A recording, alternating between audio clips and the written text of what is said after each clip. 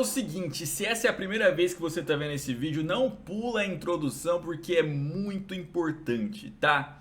Gente, volta e meia a gente faz alguma crítica ao MBL, algo que algum pré-candidato falou, né? Algum porta-voz, eles dizem, não, mas o MBL tem um plano, tem um projeto pro país, ninguém mais tem um projeto pro país. Primeiro que isso aí não significa nada, você pode ter um projeto e seu projeto ser ruim, não é porque você tem um projeto que você é superior aos outros. Às vezes alguém sem projeto consegue ser menos danoso do que o projeto autoritário que você está propondo, né? Dito isso, eles citam o quê? O livro amarelo. O livro amarelo é a bíblia deles. Não, tem que ver se está no livro amarelo. Então, ok. Daniel Miorin, alguns meses atrás, lá em novembro, escreveu esse livro, A Missão Perdida. E eu deixei aproximar um pouco mais da eleição para dar uma lida nesse livro, que é bem curto, 149 páginas, tá? Onde ele faz uma refutação cabal em cima do livro amarelo do MBL aí. E eu ia fazer uma pequena resenha, só que eu vi que esse livro tem potencial para mais, então por isso vai ter 2 horas de vídeo, porque aí eu dei uma estendida, coloquei ali os detalhes do que o Miorin trouxe, as refutações que ele colocou aqui, tá? Porque, gente, é um show de horrores, assim. Nesse livro amarelo você vai achar muito apelo ao consenso sem demonstrar, sabe? Uma incapacidade de colocar correlação nas coisas, muito non-sector, muito. Generalizações absurdas, muita palavra de ordem, sabe? Palavra vaga, determinismo de publicidade. Sim, o MBL conseguiu chegar nisso. Discussão dos anos 80, 70, sabe? Uso impreciso de estatísticas e as metodologias contraditórias assim na mesma frase. Então, se prepara, vai ser dividido em vários capítulos, até para vocês conseguirem pular. Assiste com tempo e tal. Obviamente que aqui é uma leitura barra crítica libertária. Eu sou libertário, o Miorin é libertário, mas fique tranquilo. Tem muitos tópicos que não necessariamente só libertários vão olhar e vão dar risada do que o MBL escreveu, tá? Recado importante, isso não substitui a leitura, tá? Compre o livro A Missão Perdida, é muito mais completo do que esse livro, do que esse vídeo. Apenas R$ 25 na Amazon, se você for assinante lá do programinha lá de leitura deles, você lê de graça, mas pô, R$ 25, gente, pelo amor de Deus, vão lá e comprem, dá uma moral pro Miorin por ter feito todo esse trampo. O trampo é dele, tá ligado? O que eu tô fazendo aqui é só aproveitar aí a oportunidade de estender isso para uma mídia audiovisual, mas com todas as minhas limitações aqui, tá? O Miorin, é dever dele corrigir qualquer merda que eu tenha falado e provavelmente falei, tá?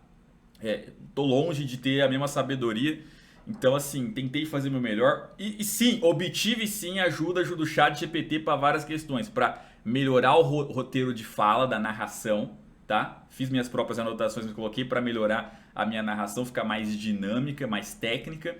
Alguns trechos do Miorin aí eu realmente precisei que o ChatGPT me ajudasse a entender.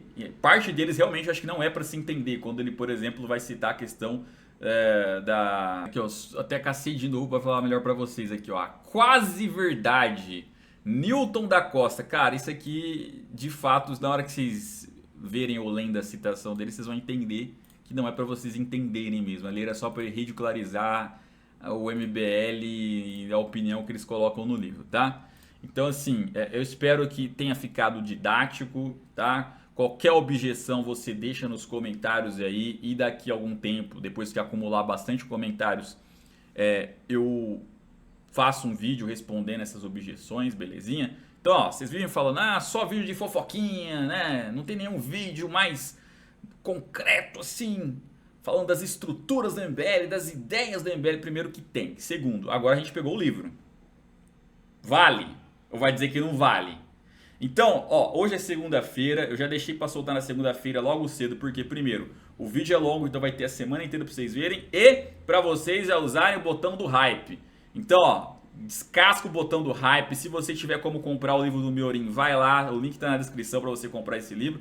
Se quiser me abençoar, o Live Pix também tá aqui no canto, tá? Se você acha que eu mereço alguma coisa, belezinha? Então, os recados estão dados. Outra coisa, As ilustrações foi o melhor que deu pra fazer, tá? Porque eu pensei em botar gameplay de fundo, mas ia ficar esquisitão. Então eu mandei o ChatGPT gerar várias imagens ali de cada tópico, de cada aula. Só que não ficou tão legal como eu gostaria. Então só vai ficar como ilustração, não leve a sério, tá? Algumas coisas estão certas, outras estão totalmente erradas. O ChatGPT criou citação que nem foi dito. Mas é que é a melhor coisa que deu pra colocar de fundo nesse áudio. Mas foca no áudio, belezinha? É isso, gente. Espero que vocês gostem. Um abraço, até a próxima e derrete MBL. No começo do livro, o autor, o Daniel Miorin, ele vai colocar que o MBL abandonou o discurso liberal clássico que outrora já foi definido no movimento. Segundo ele, antes o MBL dizia que queria privatizar, reduzir o Estado, deixar o mercado funcionar. E depois começou a passar a dizer que precisavam de algo como um programa tecnicamente articulado. E aí o Miorin pergunta, o que significa isso? Estariam eles dizendo que sabem exatamente como organizar a economia? E aí que entra a crítica. Duas situações para você analisar. Você abre uma padaria, você conhece seus clientes, seu bairro, seus fornecedores, seus custos. Você toma decisões todos os dias. E aí, uma segunda situação. Agora imagine um ministro em Brasília dizendo: vamos decidir quais padarias devem crescer. Como ele faria isso? Ele precisaria saber qual bairro crescerá, quais consumidores mudarão de gosto, quais fornecedores quebrarão, quais tecnologias aparecerão, quais preços subirão, quais empresários são realmente bons. Perceba o tamanho do problema. Esse é exatamente o argumento de Hayek, um dos principais pensadores da escola austríaca que tinha fortes críticas à centralização. Basicamente o seguinte: o conhecimento econômico não está dentro da cabeça de uma pessoa, está espalhado. Por exemplo, quem sabe melhor sobre uma oficina mecânica? Teoricamente o mecânico. Quem sabe melhor sobre uma pizzaria? Teoricamente o dono da pizzaria. Quem sabe melhor sobre plantar soja? Teoricamente um agricultor. Quem sabe melhor sobre vender fibra óptica? Talvez eu, talvez você. Cada um possui um pedaço da informação. Ninguém possui tudo. Hayek chama isso de conhecimento disperso. Então, o Miorin, ele fala muito sobre essa questão do planejamento distribuído. Imagine 10 milhões de pessoas. Cada uma faz seus próprios planos. Você decide trabalhar, investir, comprar um carro. Outra pessoa decide abrir uma fábrica. Eu decido vender computadores. O meu irmão decide plantar milho. Esses milhões de planos acabam se encaixando através dos preços. Esse é o chamado planejamento descentralizado. Não existe um chefe, existe coordenação, só que espontânea. Agora vamos para o modelo do planejamento central, que é o que o MBL dá a entender que defende em seu livro amarelo. Um grupo de técnicos resolve decidir tudo. E aí eles dizem: essa indústria crescerá, essa diminuirá, essa receberá crédito, essa será protegida. O problema é, como eles sabem? De onde veio esse conhecimento? É exatamente aí que o Miorin faz a pergunta durante várias páginas. E aí trazendo o Mises para a discussão. O Mises dizia que o socialismo possui um problema chamado problema do cálculo econômico, que foi o grande problema que fez os socialistas terem medo dele, tentarem proibir livros dele, porque naquele momento não estava se dizendo que socialismo era bom ou ruim, moral ou imoral, estava se dizendo que era impossível. Sem preços de mercado verdadeiros, ninguém consegue saber onde investir, quanto produzir, quanto vale cada recurso. E aí o Miorin amplia essa ideia. Mesmo existindo preços, ele diz que um grupo de planejadores nunca saberia melhor do que milhões de empresários. E a pergunta é feita: se alguém sabe exatamente quais empresas vão crescer, por que essa pessoa precisa do Estado? Ela poderia simplesmente investir seu próprio dinheiro, enriquecer, convencer investidores. Imagine alguém dizendo: eu sei exatamente quais serão as 10 maiores empresas do Brasil daqui a 20 anos. Se isso fosse verdade possível, essa pessoa ficaria bilionária. Ela não precisaria pagar imposto, não precisaria de ministério, não precisaria de BNDES. E aí é quando o Miorin traz no livro dele a expressão show me the money. Ou seja, o mercado exige prova. Não basta dizer meu plano é excelente. É preciso convencer investidores, mostrar resultados, assumir riscos. Se ninguém coloca dinheiro no seu projeto, talvez o projeto não seja tão tão bom quanto você acredita. Já quando a gente entra na política, basta vencer as eleições. O dinheiro vai vir por via de imposto e essa é a diferença central na nossa crítica. Então, veja, o Miorin coloca que o verdadeiro problema não é econômico exatamente ou apenas, é epistemológico. A pergunta que tem que ser feita não é qual indústria devemos apoiar, e sim como alguém pode saber qual indústria devemos apoiar. Isso muda completamente a discussão. E aí, prevendo que poderiam citar a China, dizendo que a China faz isso, ele responde: mesmo supondo que o Estado chinês tenha acesso a enormes informações, e aí nem vamos entrar na discussão ética aqui do quão invasivo é isso, ainda assim existe um limite. Por quê? Porque parte do conhecimento simplesmente não pode ser colocado em palavra. É o tal do conhecimento tácito. Existe conhecimento que você sabe usar, mas não consegue explicar. Por exemplo, andar de bicicleta, jogar futebol, negociar, administrar uma empresa, cozinhar, liderar pessoas. Você faz, mas não consegue escrever todas as regras. Esse tipo de conhecimento chama-se de conhecimento tácito. Então, o Miorin diz que administrar empresas depende muito desse conhecimento. Logo, não pode ser centralizado. Veja, se alguém fosse capaz de conhecer completamente a mente de um empresário, essa pessoa praticamente conseguiria, assim, compreender o universo inteiro. O objetivo aqui não é fazer uma afirmação científica, é uma hipérbole. O Miorin quis mostrar que a quantidade de informações envolvidas em cada decisão humana é gigantesca, portanto, nenhum planejador conseguiria reunir tudo isso. E aí tem a parte que o MBL vai falar sobre industrialização. Olha só, hein? Quem diria? Eles copiaram a ideia do Ciro Gomes, hein? E veja, quando alguém fala precisamos industrializar o país, isso é muito vago. Industrializar não é simplesmente construir fábrica. O importante é produzir aquilo que as pessoas realmente desejam consumir. Veja que eu não estou falando daquilo que elas precisam, tá? É daquilo que elas desejam, que são coisas diferentes. Porque se ninguém compra, não importa quantas fábricas existam. Agora veja, vamos supor que o MBL tenha o Dr. Manhattan na equipe deles lá do Partido Missão. Alguém que soubesse tudo. Quem disse que existe um objetivo único para a sociedade? Então, veja, primeiro, o que significa industrializar? Porque é meio vago. Ah, vamos industrializar o Brasil. Então, eu faço diversas perguntas imediatas. Industrializar como? A gente vai produzir mais carro, mais chips, mais aço, mais alimento, mais computador, mais navio? Não existe industrializar de maneira genérica. Sempre significa escolher. E toda escolha implica deixar outra coisa de lado. Então, exemplo, o governo tem 100 bilhões. Ele resolve investir em semicondutores. Legal, mas isso significa que esses 100 bilhões não vão para hospitais, não vão para ferrovias, não vão para energia, para agricultura, para pesquisa médica. Toda política industrial é também uma política de renúncia. E o Miorin tenta demonstrar isso aqui. Então, veja, existe um objetivo.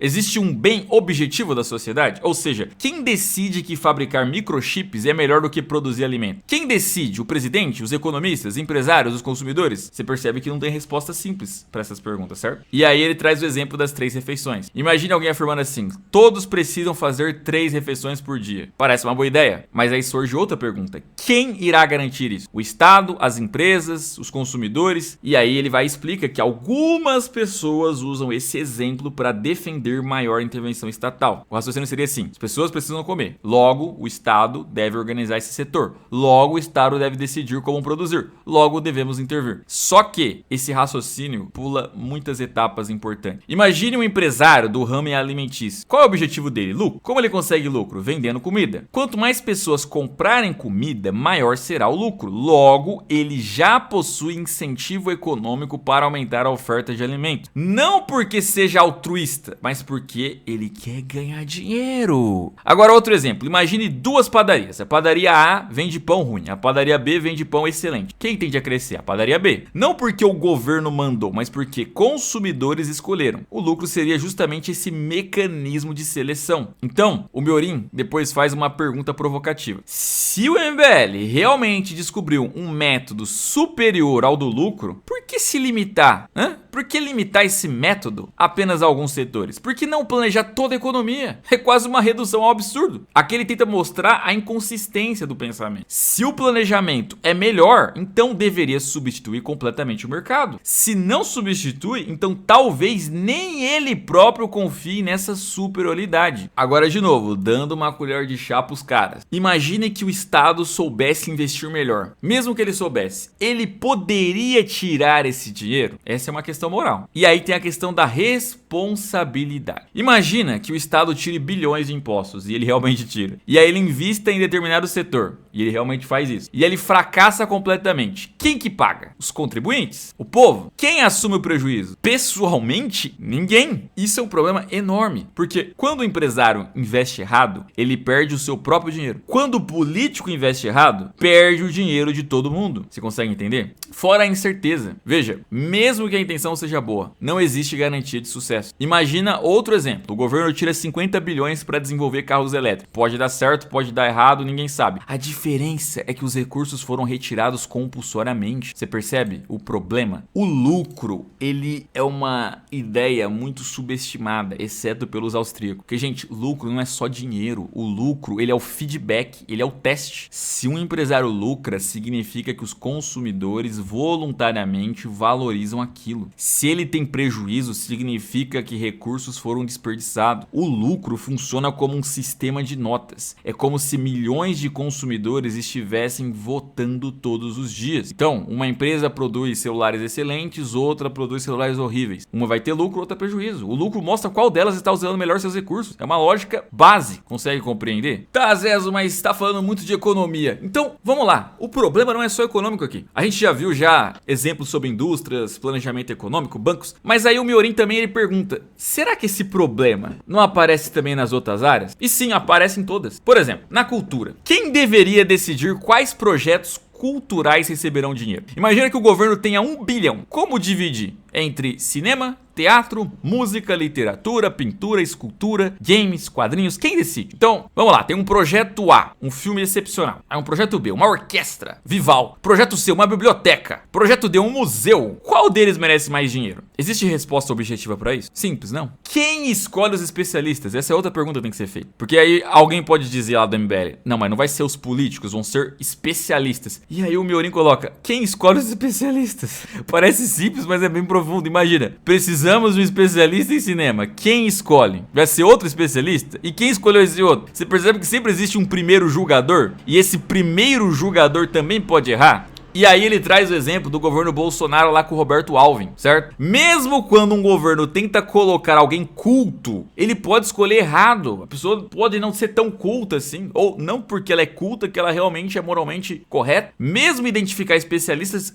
é um problema difícil. Aí, trazendo para a ciência, a pesquisa científica, ela possui uma característica única. Você não sabe onde ela vai chegar. Esse é o ponto central. Então, você imagina dois cientistas. Um pesquisa um tipo estranho de matemática, parece inútil. O outro pesquisa motores, parece extremamente útil. Qual pesquisa receberia dinheiro? Provavelmente o cara do motor. Vão construir nave, avião, caminhão, né? Mas, e se 20 anos depois, aquela matemática virar uma base da internet? Porque foi exatamente isso que aconteceu diversas vezes na história. Aí ele cita o Roger Penrose. Penrose pesquisava temas extremamente abstratos na época. E aí pareciam poucos úteis naquele período. E depois, várias dessas ideias influenciaram pesquisas em inteligência artificial e computação. O argumento do Miorin é qual? Ninguém consegue prever qual pesquisa produzirá grandes descobertas. Aí ele dá o exemplo do Michael Faraday, que pesquisava eletricidade. E aí muitos na época poderiam se perguntar,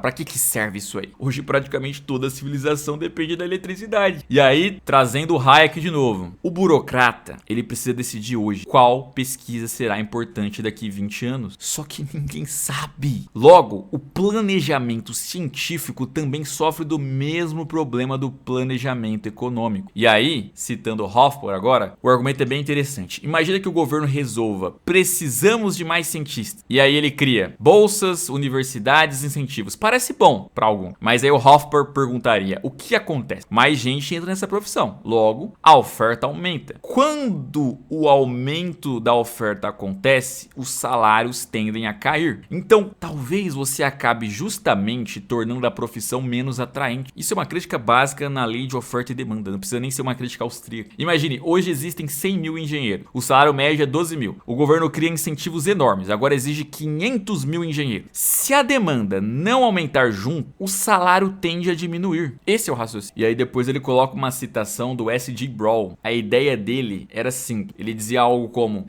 se alguém tivesse controlado minha pesquisa, eu nunca teria inventado aquilo. Por quê? Porque inovação normalmente parece loucura antes de funcionar. Agora, pense você, um burocrata em 1980. Pensa na internet, gente. Alguém dizendo: quero bilhões para criar uma rede mundial onde pessoas postarão vídeos de gato. Provavelmente pareceria ridículo e ele negaria esse dinheiro. Mas foi exatamente isso que originou inúmeras empresas atuais. Então, novamente, burocracia. Toda burocracia precisa de critérios, formulários, metas, avaliações. O problema é, a inovação quase nunca segue critérios. Ela normalmente quebra regras. Então, quanto mais burocracia, mais difícil de inovar. Inclusive, seria interessantíssimo se o Sérgio Sacani, que é um forte entusiasta do MBL, entendesse isso, porque eu tenho certeza que parte dessas ideias o Sacani provavelmente passou pros caras por conta das collabs que eles já fizeram. E aí tem uma das partes mais hilárias que o Livro Amarelo coloca, né, que olha, a gente recebeu centenas de currículos, depois a gente escolhemos os especialistas, depois cada área vai produzir um texto. Que é o Miorin pergunta, tá, quem escolheu esses especialistas? Porque aí isso se torna um infinito regressivo. Imagina, João escolhe o especialista. Quem escolheu o João? O Pedro. Quem escolheu o Pedro? O Carlos. Quem escolheu o Carlos? Sempre existe alguém tomando decisões. E essa pessoa também possui limitações. Então, não existe um árbitro perfeito. E aí, eu te pergunto, quem consegue avaliar um físico, um economista, um médico, um jurista, um militar, um artista, um engenheiro, tudo ao mesmo tempo? Praticamente ninguém, nem o vencedor do Nobel. Isso significa que, se ninguém domina todas as áreas, como alguém escolheria os melhores especialistas de todas elas? Agora, mesmo supondo que você escolha os melhores especialistas, ainda existe outro problema. Quem junta tudo? Imagina, você possui um especialista em saúde, educação, defesa, economia, energia, agricultura. Cada um entrega 500 páginas. Quem escreve o plano final? Quem decide, isso entra, isso sai, isso conflita, isso combina? Essa pessoa precisaria também entender todas as áreas. E novamente, isso é impossível. O Livro Amarelo também separa o seguinte, que tem as categorias de economia, cultura, educação, segurança, meio ambiente. Aí o Miorin pergunta, tá, quem decidiu que essas divisões fazem sentido? Por exemplo, onde termina educação e começa a cultura? Onde termina economia e começa meio ambiente? Na prática, alguns temas se misturam. E por que só essas 6 categorias? Por que não mais? Por que não menos? Então, relembre essa estrutura. Planejamento econômico exige especialistas. Especialistas precisam ser escolhidos. Alguém escolhe esses especialistas. Esse alguém também possui limitações. Os especialistas discordam entre si. Alguém precisa sintetizar tudo. Essa síntese exige conhecimento impossível. Logo, nenhum grande plano nacional pode ser plenamente racional. No fim, pessoal, o que o Miorin está tentando desenvolver em uma única tese é: não existe o cérebro da sociedade. A sociedade funciona como um cérebro distribuído. Cada indivíduo sabe uma pequena parte da realidade. Quando milhões de pessoas tomam decisões descentralizadas, esse conhecimento disperso é utilizado. Quando um grupo tenta centralizar essas decisões, inevitavelmente deixa de fora informações relevantes. Essa é uma aplicação direta da epistemologia de Hayek ao planejamento econômico, à política cultural, à ciência e até à organização de um partido.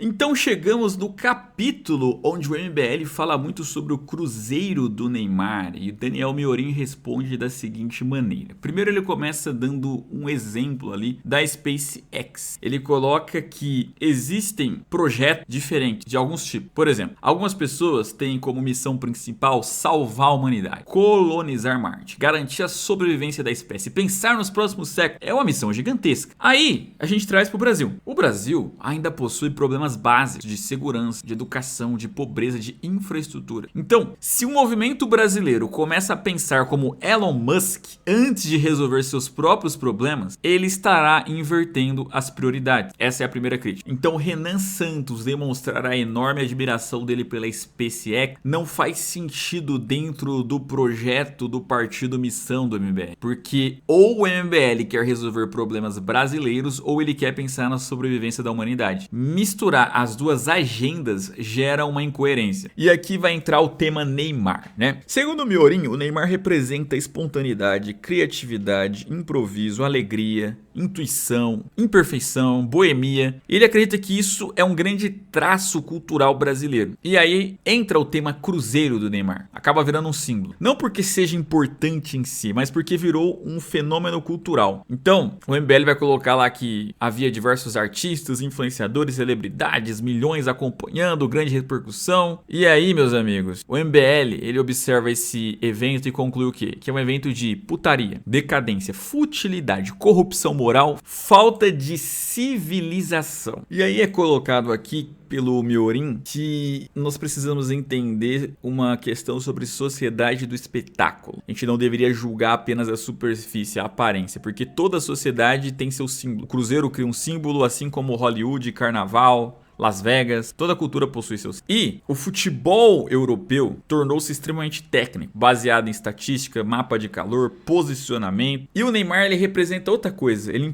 representa ali o improviso, jogar por instinto. E isso incomoda profundamente quem acredita que tudo pode ser reduzido apenas à técnica. Então, talvez esse seja o argumento central. Ele constrói o estilo do Neymar uma oposição. Oposição à Europa, oposição à ordem, ao método, à técnica, ao controle, planejamento, né? Trazendo esse improviso, essa ginga. Neymar seria a espécie de personificação desse segundo modelo. Mas o que tem de relevante aqui exatamente é o seguinte: o brasileiro, ele gosta de futebol, ele bebe cerveja, ele vai ao churrasco. Isso não significa decadência, significa uma cultura. E segundo o que o Miorim está trazendo aqui, o MBL transforma hábitos populares em defeitos morais. E quando o MBL reduz o Neymar ao seu cruzeiro, ele está reduzindo também, na tentativa ali, todos os brasileiros juntos, ignorando todos os outros aspectos da vida dos brasileiros. Por exemplo, o Neymar fala de Jesus, o Neymar ajuda crianças com campanhas de caridade, participa de projetos sociais. Então fazer uma crítica social ao Neymar e ao brasileiro que admira ele apenas por conta de um cruzeiro seria muito pobre. O MBL ironizou no livro amarelo deles as crianças admirando o Neymar porque poderiam ter ele como um ídolo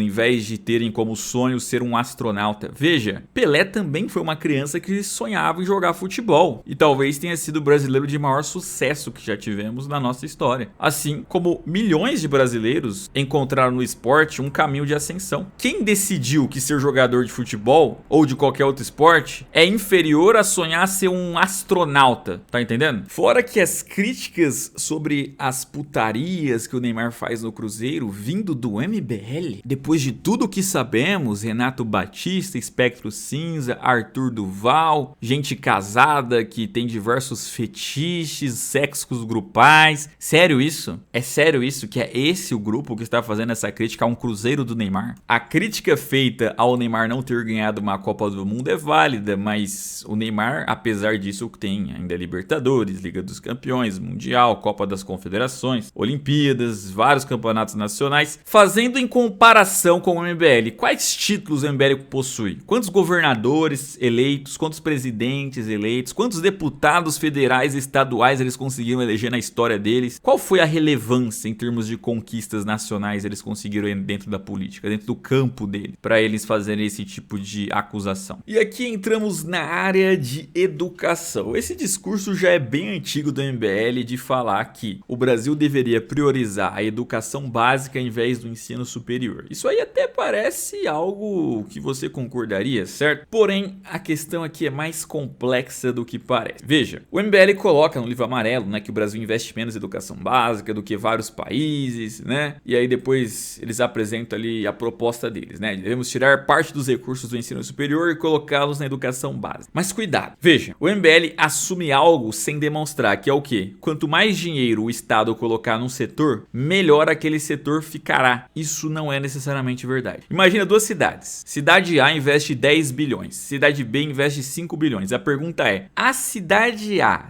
necessariamente terá escolas melhores? Não, porque existe centenas de outras variáveis. Veja, um setor ele pode funcionar, vamos lá, de três maneiras. Modelo 1, inteiramente estatal, logo, quanto mais investe o Estado, melhor. Modelo 2, inteiramente privado, nesse caso, o investimento estatal seria zero. E modelo 3, um modelo misto. E aqui começa o problema, porque ninguém sabe exatamente qual é o ponto ideal de um modelo misto. Pode ser 20%, 40%, 70%, 90%, ninguém sabe. Esse é o primeiro ataque que a gente já pode fazer aqui ao argumento do MBL. O MBL fala como se soubesse exatamente qual é o ponto. Consegue entender? Então, aí aqui a gente pode lançar várias perguntas. O que realmente melhora uma escola? Mais professores? Salas melhores? Computadores? Merenda? Currículo? Treinamento? Tecnologia? Aula de filosofia? Mais matemática? Mais lógica? Mais ciência? Ensino profissionalizante? Ninguém consegue responder isso perfeitamente. Então não basta falar, coloca mais dinheiro aí. Quem realmente educa? Quem educou o Einstein? A escola? A família? Os livros? Os amigos? A universidade? A internet? Os professores? A curiosidade? É impossível separar essas influências. Não existe um botão chamado foi a escola que produziu esse cientista. Então, veja, o MBL pensa que primeiro precisa melhorar a educação básica, depois melhora a universidade. E aqui a gente só fala, mas quem forma os professores de educação básica? As universidades. Então existe uma dependência. Se você enfraquece a universidade, talvez esteja enfraquecendo justamente quem deveria melhorar a educação básica. Então, veja, as universidades não servem apenas para formar profissionais. E fique claro, elas formam pesquisadores, professores, intelectuais, debates, ideias, produção científica e cultura. Ou seja, as universidades influenciam toda a sociedade. Por isso, não seria correto tratá-las apenas como um gasto do ponto de vista de alguém que defende o Estado democrático de direito. Aqui eu estou tirando a capa do libertário anarquista, tá? Depois, veja, vem a crítica ao MEC. Uma crítica do MBL válida ao MEC. Só que existe um problema de estrutura. Adianta colocar mais dinheiro? Hoje existe uma moda de defender o quê? Ensino técnico. Mas calma, porque o mercado ele muda muito rápido. Imagina formar milhares de pessoas para uma profissão e 5 anos depois essa profissão desaparece. Isso aí seria o quê? Um desperdício. Uma educação extremamente especializada pode envelhecer muito rápido. A gente tá vendo as IAs chegando. E aí o MBL poderia trazer alternativas que já defenderam no passado e no livro amarelo não fica muito claro se ainda defendem, que é a questão dos vouchers. O Estado entrega dinheiro para a família que escolhe a escola. Só que existe um problema aí. Como o governo vai saber que aquela escola educou bem? Normalmente usando o quê? Provas. Você tem o Enem, você tem o PISA, dentre outros. E aí surge outro problema. As escolas passam a ensinar como passar na prova e não necessariamente como aprender. E aí você tem exemplo dos cursinhos hoje em dia. Você tem diversos cursinhos que ensinam a resolver questões, mas não necessariamente formam pessoas profundamente educadas. Então, a pessoa sabe responder as perguntas que virão no Enem, na universidade, para passar numa universidade, mas não necessariamente forma um grande pensador ali. Forma uma pessoa realmente minimamente educada. E as escolas se tornariam isso, porque se elas precisam ser avaliadas, elas preparam os alunos para as provas.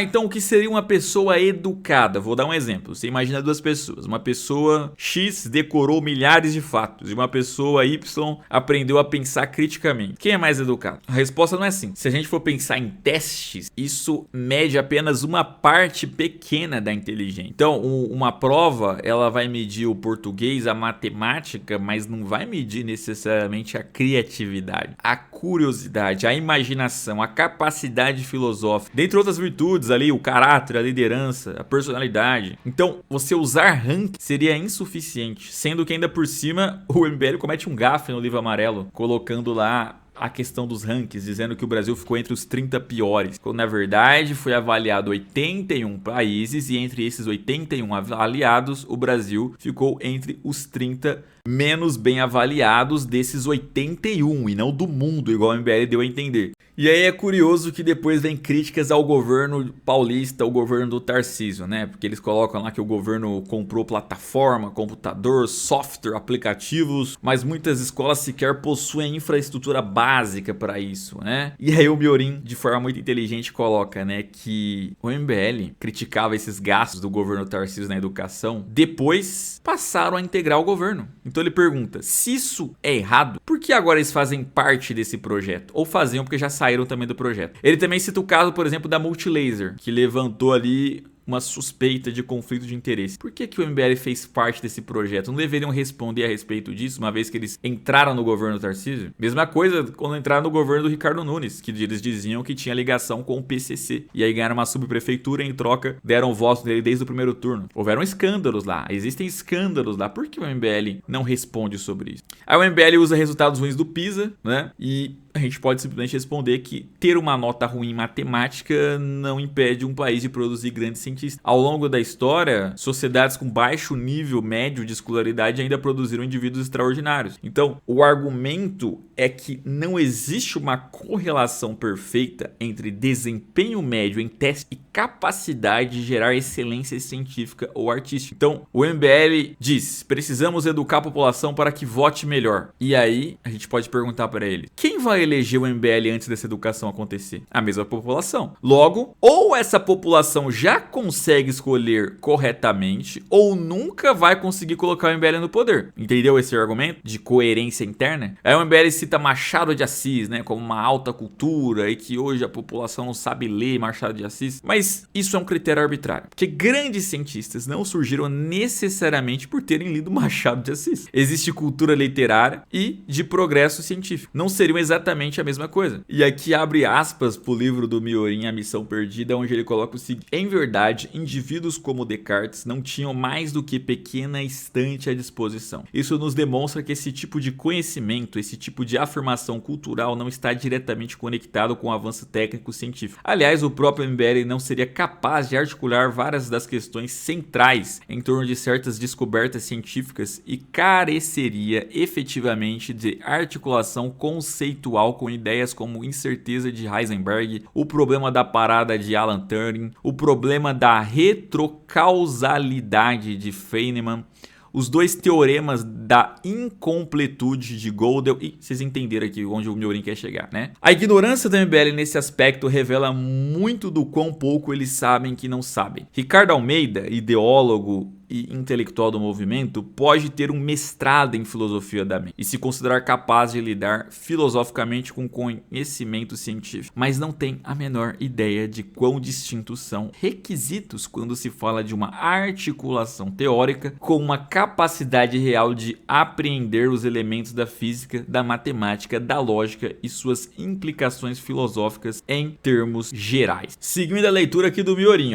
tome por exemplo a questão da quase-verdade. Essa questão articulada por um grandiosíssimo filósofo, Newton da Costa, aponta como é necessário entender o ponto de inflexão conceitual entre duas ciências diversas e entender que o objeto precisa necessariamente de uma reobservância radical e de uma cognição da cognição para afirmar um status epistêmico real e uma aproximação dos atributos concretos de dado objeto. O resultado desse processo é uma necessidade multidisciplinar e uma resposta final incompleta para a maior parte dos casos. A quase-verdade trabalha com um paradigma filosófico que aceita elementos abertos como parte expressiva da resposta de um problema. Mas sabemos que o tipo de aplicação que o MBL pretende alcançar é o tipo que se entende exata, que afirma que estão anexados aos elementos fundamentais da apreensão de dado objeto e que há nele para se saber, ou seja, que poderíamos através de uma dada lente esgotar um dado objeto e que esse esgotamento conceitual de objeto nos daria inclusive um certo efeito pretendido. Afirmar isso é ir diretamente contra a própria noção de quase-verdade. É afirmar que não apenas que os sistemas estão fechados, as matérias estão fechadas, mas que, acima de tudo,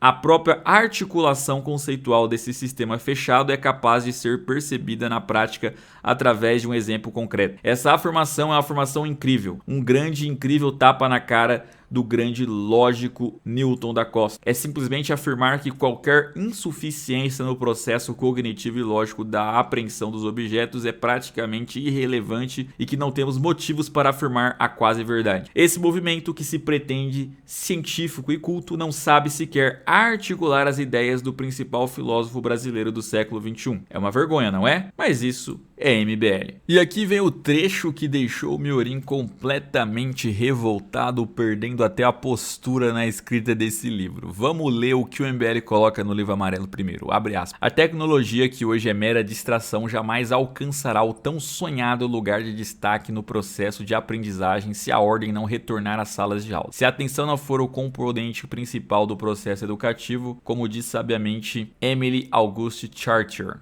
em suas considerações sobre educação. Abre aspas para ele também. O mais alto valor intelectual e até um dos valores morais é o de poder prestar atenção. Assinalemos de imediato que a atenção é voluntária, é a vontade da inteligência. No outro extremo, o sinal mais marcante dos retardados é a desatenção. É a impotência em concentrar o pensamento. Muito do que se tem visto na atualidade no discurso pedagógico contemporâneo é a ideia de que a escola e os professores devem se apropriar de toda a tecnologia disponível. Recursos audiovisuais, realidade virtual, lousa digital, gamificações, etc., a fim de tornar a escola e a aprendizagem mais atrativas para nativos digitais. O chamado modelo tradicional conteudista com lousa, carteiras enfileiradas e toda aquela parafernália analógica, caderno, lápis, caneta, borracha, estaria ultrapassado e seria incapaz de chamar a atenção do aluno para a importância da educação. O fato é que nada disso importa se a escola não firmar e reafirmar seu papel primordial, que é a educação enquanto transmissão de conhecimento e de valores complementares aos das famílias, e a escola é essencialmente o lugar do arcaico, do legado e da valorização do passado, de onde provém o conhecimento a ser transmitido. Sem isso, não há vislumbre de futuro, sequer a presente. A pedagogia contemporânea, ao invés de paradigma a direcionar a fonte de conhecimento para o próprio aluno, fazendo do professor um mero facilitador do processo nas chamadas metodologias ativas. Destruiu a figura do mestre e modelo exemplar, daquela figura que se deve respeitar, porque afinal de contas, conhecimento é autoridade, fecha aspas pro MBL. Em resumo, o argumento do MBL é: tablet não resolve, lousa digital não resolve, o professor deve voltar a ser uma autoridade e a escola deve recuperar seu papel tradicional. Veja, esse é o ponto que faz o Miorin perder a linha, né? Ele responde que o MBL acabou de afirmar a teoria mais burra que ele já viu na vida. E cita o seguinte: ficamos pasmos de ver homens que deveriam ser um pouco mais inteligentes do que isso afirmarem uma merda dessa. E por que ele acha isso tão absurdo? Porque é o seguinte: uma coisa é possuir conhecimento, outra coisa completamente diferente é possuir autoridade. Precisamos separar esses conceitos. Imagine, um matemático brilhante, ele pode conhecer profundamente matemática. Isso não significa automaticamente que ele tenha autoridade moral para decidir como toda a sociedade deve educar seus filhos. O MBL mistura essas duas. Inteligência não é decorar conteúdos, é um comportamento flexível de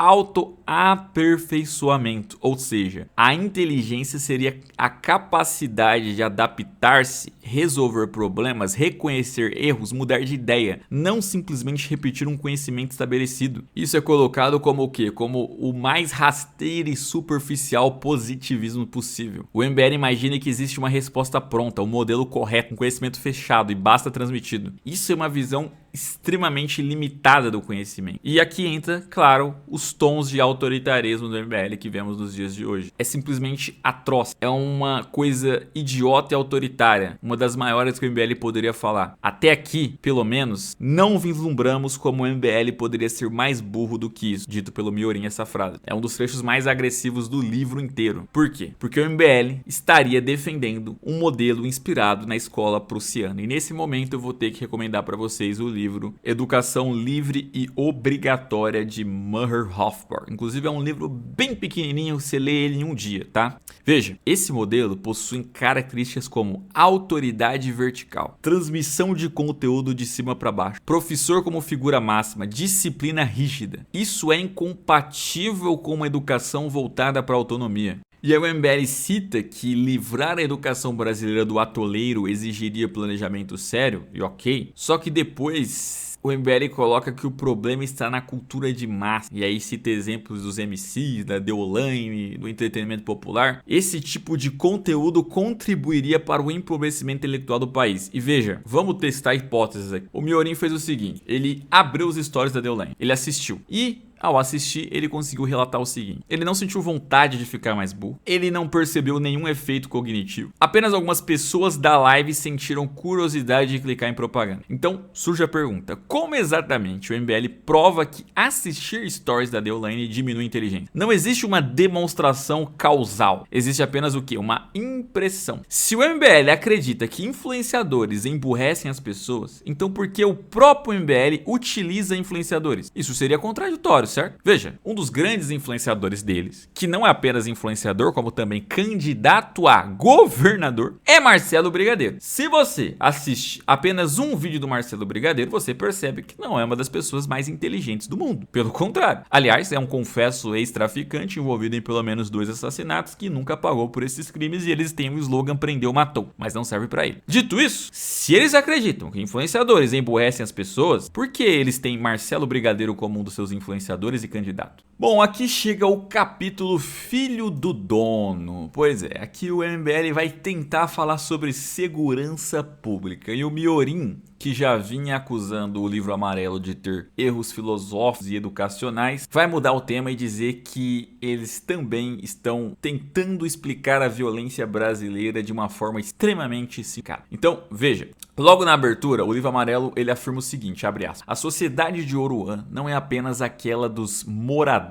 O reinado do qual ele se fez príncipe, o filho do dono, domina bairros inteiros, representando um Brasil em veloz expansão. Os números da violência atestam a falência do Estado em garantir a ordem. Ou seja, o Livro Amarelo usa Oruan como símbolo de um Brasil dominado pelo crime organizado. E é aí que o Miorim traz a sua resposta inicial. Segundo ele, o Livro Amarelo ignora completamente como surgiram as facções. Ele escreve, abre aspas: o MBL parece ignorar que o processo concreto responsável pela construção do Comando Vermelho passa diretamente por uma concomitância entre o poder político e o crime. Ou seja, nessa visão, não basta olhar para o criminoso apenas. É preciso entender quais políticas públicas ajudaram a fortalecer essas organizações. E aqui o Miorim vai citar que o endurecimento do sistema prisional acabou fortalecendo organizações criminosas. Por exemplo, o PCC, abre aspas para o Miorim, uma organização construída como resposta ao endurecimento dos padrões carcerários. E depois ele conclui: até as tentativas do Estado de minar as interações entre presos pode resultar em ainda mais organização, ou seja, a repressão teria produzido justamente o efeito contrário. E aí, guerra às drogas. Cairados nessa parte, mas mais uma vez a gente demonstra isso aqui como libertário. Abre aspas para o Miorim: a guerra ao tráfico de drogas foi responsável por aumentar a margem de lucro das principais facções criminosas. Parte significativa do poder que elas têm é criado justamente na tentativa de resolver o crime. Isso aqui é o básico, gente. Qualquer discussão sobre criminalidade envolvendo o tráfico de drogas, a gente vai chegar a essa mesma conclusão. E até mesmo os defensores da repressão vão dizer que, alguns deles, né, reconhecer que não, realmente foi o que iniciou a guerra. Mas agora que ela já existe, a gente não pode cedê-la. Vão trazer coisas assim. Então, essa é uma tese bastante conhecida. Autores críticos da política proibicionista vão dizer o básico: o mercado ilegal, por operar sem proteção jurídica, gera lucros elevados e incentivos para organizações violentas. Quando você proíbe uma substância que gera um vício tão alto, ela não vai deixar de existir, ela vai vender no mercado paralelo. Vendendo no mercado paralelo, ela vai subir o valor dela, vai ser mais lucrativo vender aquilo. Porém, também é mais perigoso porque é ilegal. Então você vai precisar de pessoas perigosas trabalhando para você, você vai precisar subornar policiais, juízes, vai precisar construir uma máquina para poder viver neste negócio. E aí está o tráfico de drogas, que depois vai expandir para armas, afinal de contas precisa proteger a mercadoria, você vai precisar expandir para venda de gás, para venda de internet,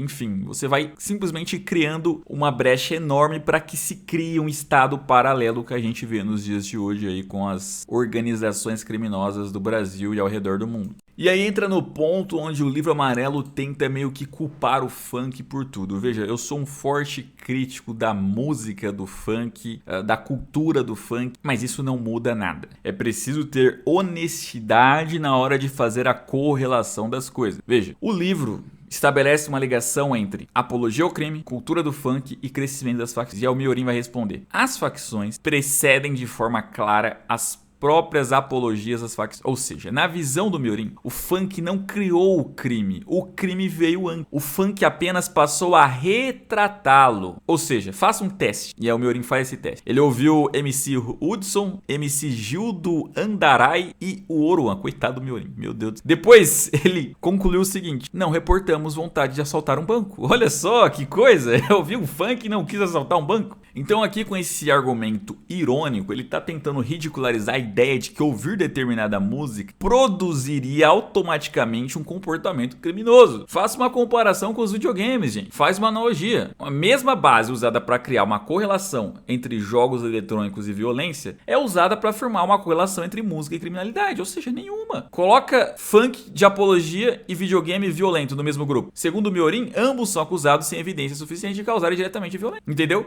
Por isso que todas as vezes que o MBL vem com esse negócio de regulamentar jovem de usar rede social ou querer criminalizar o funk, algo do gênero, eu sempre falo, cara, vai respingar nos games. Ah, mas eles não estão citando games, mas a conclusão lógica vai levar a isso. É simples. E o mecanismo que eles estão defendendo, acima de tudo, vamos supor que eles conseguiram provar a correlação. O mecanismo que eles estão referendando para poder autorizar a proibição, a criminalização, a regulamentação é o mesmo. Às vezes não vão querer usar esse mecanismo para games, mas outra pessoa vai usar o mecanismo que eles criaram, que eles estão defendendo, para isso.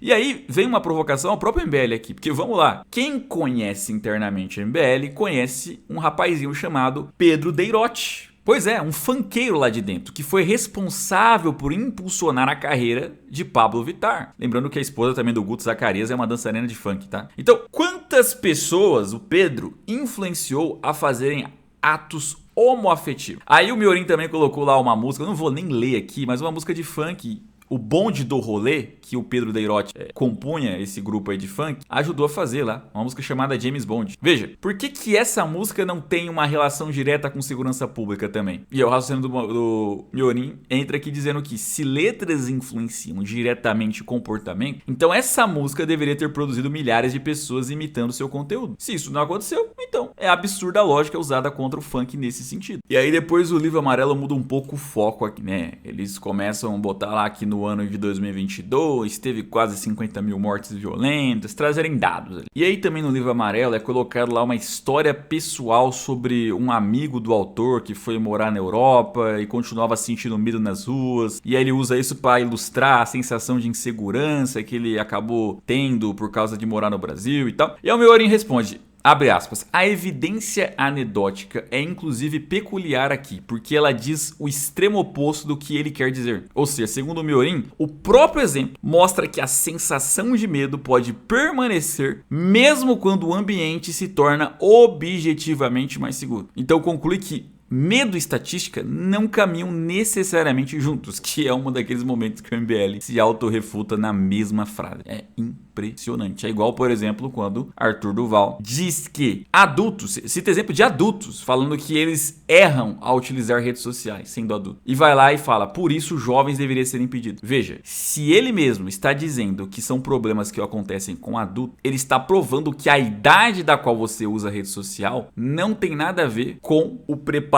da pessoa. Ela pode cair em golpes, e ele cita só exemplos de adultos que caíram em golpe, e ela pode não cair em golpes, depende do que? Da instrução. Tanto que a gente vê o contrário, é uma molecada mais nova que consegue utilizar melhor as redes sociais e a internet do que os mais velhos, que muitas vezes não entendem direito e realmente são enganados. Então assim, fazer uma correlação com a idade é idiotice, porque você vai ter adultos que vão saber utilizar porque já foram muito bem instruídos, tiveram a sua experiência ali dentro, assim como outros que não, e jovens do mesmo jeito. E aí, seguindo no livro, o MBL cita lá algumas imagens fortes, né? Por exemplo, citando o caso da Bahia, que o principal problema do país é tomado por partes inteiras do território pelo tráfico e tal. E o Miorin vai falar, olha, eles seguem usando um estilo mais literário, ou seja, sem qualquer argumento pertinente. Então você constrói a imagem forte, mas você não demonstra causalidade. Tá, e aí? Sabe? Então, o Livro Amarelo vai citar a música do MC da Leste, lá de 2010. Fala sobre matar a polícia é a nossa meta, né? Isso aí, no Livro Amarelo, é usado para mostrar a exaltação da violência, ok. Só que o Miorin não discute que a letra exista. O ponto dele é outro. Ele diz o seguinte, abre aspas, veja que a força simbólica da morte do policial é usada para indicar a importância do problema, mas isso não se faz. Segundo o Miorin, uma letra impactante não basta para provar que aquele fenômeno seja a principal causa do problema nacional. Abre aspas pro Miorim. É como se disséssemos que o maior problema do país são as mortes de câncer e então mostrássemos exemplos do sofrimento de crianças com câncer. Por mais emblemática que seja a imagem, simplesmente não serviria como justificativa para afirmar que esse é o maior problema do país. E mais, eles usarão a estatística de forma mais estranha possível. E aí o MBL aqui traz várias estatísticas, por exemplo, de que no ano de 2022 161 policiais foram assassinados e 98 perderam a vida por suicídio, né? Uma taxa das mais altas entre todas as profissões, o que mostra o extremo desgaste psicológico das nossas forças de segurança. Comparado a 2021, houve um aumento de 16 policiais assassinados. É isso que eles colocam na estatística. E o Miorim vai e coloca, abre aspas, uniram o número de assassinatos com o número de suicídios de 2022. Isso porque 161 policiais provavelmente parecia muito pequeno para ele. Para usar uma música de 2010 do Da Leste como um exemplo dos efeitos da apologia com o crescimento de 16 policiais assassinados. Só que essa realidade é infímia diante do que realmente acontece. Policiais são especialistas em matar bandidos e matam eles numa quantidade significativa. 114 civis, majoritariamente criminosos, foram mortos pela polícia por cada agente de segurança morto em serviço, com o total de 5.609 mortos pela polícia em 2022 contra 22 policiais mortos em serviço. O que nós temos aqui é bem significativo. Os faccionados, em geral, ou não são capazes de executar policiais ou não têm incentivos para fazer isso. E a música do MC da Leste não os tornou especialmente propensos a tal. O que inclusive torna a questão seguinte uma questão estranha demais. Porque na sequência o Livro Amarelo vai falar que a segurança precisa de mais recurso, né? Precisa de mais equipamentos. E aí o Miorim só pergunta, tá, de onde se tirou a necessidade de adquirir equipamentos melhores? Veja, invariavelmente se ouvirá de policiais que precisam de equipamentos melhores, assim como você vai ouvir de uma enfermeira ou de um juiz em seu local de trabalho. Mas como essas mortes reforçam a necessidade de equipamento melhor? Elas teriam sido evitadas com esse equipamento melhor? Eles não se dedicaram no Livro Amarelo uma única página sequer para provar isso. E é aqui que o Livro Amarelo, na parte de segurança pública, começa por uma outra linha, que é de dizer que o problema do Brasil em relação à segurança pública é por conta da falta de investimento estatal. E aí apresenta diversos dados. Por exemplo, abre aspas, em 2022 as despesas com segurança pública representam 1,26% do PIB. Aí depois afirma aqui, na última gestão do governo federal manteve os valores gastos sem realizar incrementos para a área. E em seguida apresenta outra afirmação. Em 2023 o Ministério entregou 1.429 viaturas e cerca de 364 milhões em equipamentos para reforçar outras instâncias. Ou seja, o Livro Amarelo tenta construir um raciocínio relativamente simples. Segurança melhora quando há investimento, houve pouco investimento, portanto seria necessário ampliar esses gastos. E aí vem a resposta do Miorim. O Miorim, ele não começa discordando dos números exatamente. Ele questiona algo anterior. Ele pergunta, de onde se tirou a necessidade de adquirir equipamentos melhores? Essa pergunta é importante porque o Livro Amarelo, ele simplesmente assume que mais equipamento é igual melhor segurança, sem demonstrar essa relação. Ou seja, isso é apenas uma hipótese, que é o que a gente já discutiu anteriormente. Aqui está havendo o quê? Um salto lógico. Não é que equipamentos são inúteis, mas é um salto lógico. O Livro Amarelo parte da existência de policiais mortos, assume que a causa foi falta de equipamento e transforma isso numa conclusão sem apresentar uma demonstração. Isso é um caso clássico de confundir correlação com causalidade e assim, é muito básico isso. É impressionante como eles deixaram passar uma coisa tão simples. Na verdade, esse é um problema recorrente em quase todo esse Livro Amarelo, porque ele faz o seguinte, ó, ele apresenta um problema, apresenta uma política que considera boa e trata essa política como se fosse uma solução evidente. Só que entre o passo 1 e 3 falta justamente aquilo que deveria existir, a demonstração. O MBL basicamente chega na conclusão antes da investigação. Então, aqui está sendo feito o quê? Uma crítica metodológica. Tem várias perguntas a ser feitas. Quantos policiais morreram por falta de colete? Quantos policiais morreram por falta de armamento? Quantos policiais morreram por falhas de treinamento? Por decisões estratégicas ruins? Morreram em razão da inteligência policial deficiente? O Livro Amarelo simplesmente não faz essa investigação. Por isso que a conclusão é construída sob uma premissa não demonstrada. E aí, na parte final desse capítulo do Livro Amarelo, o Miorim aqui insinua que supostamente o livro amarelo pode ter copiado praticamente textos inteiros. Então, nesse caso, só vocês mesmo lendo aí o livro, o Miorin colocou textos lado a lado para vocês fazerem a comparação e aí vocês tirem as conclusões. Então, veja, o livro amarelo ele comete erros filosóficos, erros educacionais, erros econômicos, usa correlações sem causalidade e ainda por cima, nem mesmo parte da redação que seria verdadeiramente original consegue ser, né? Então,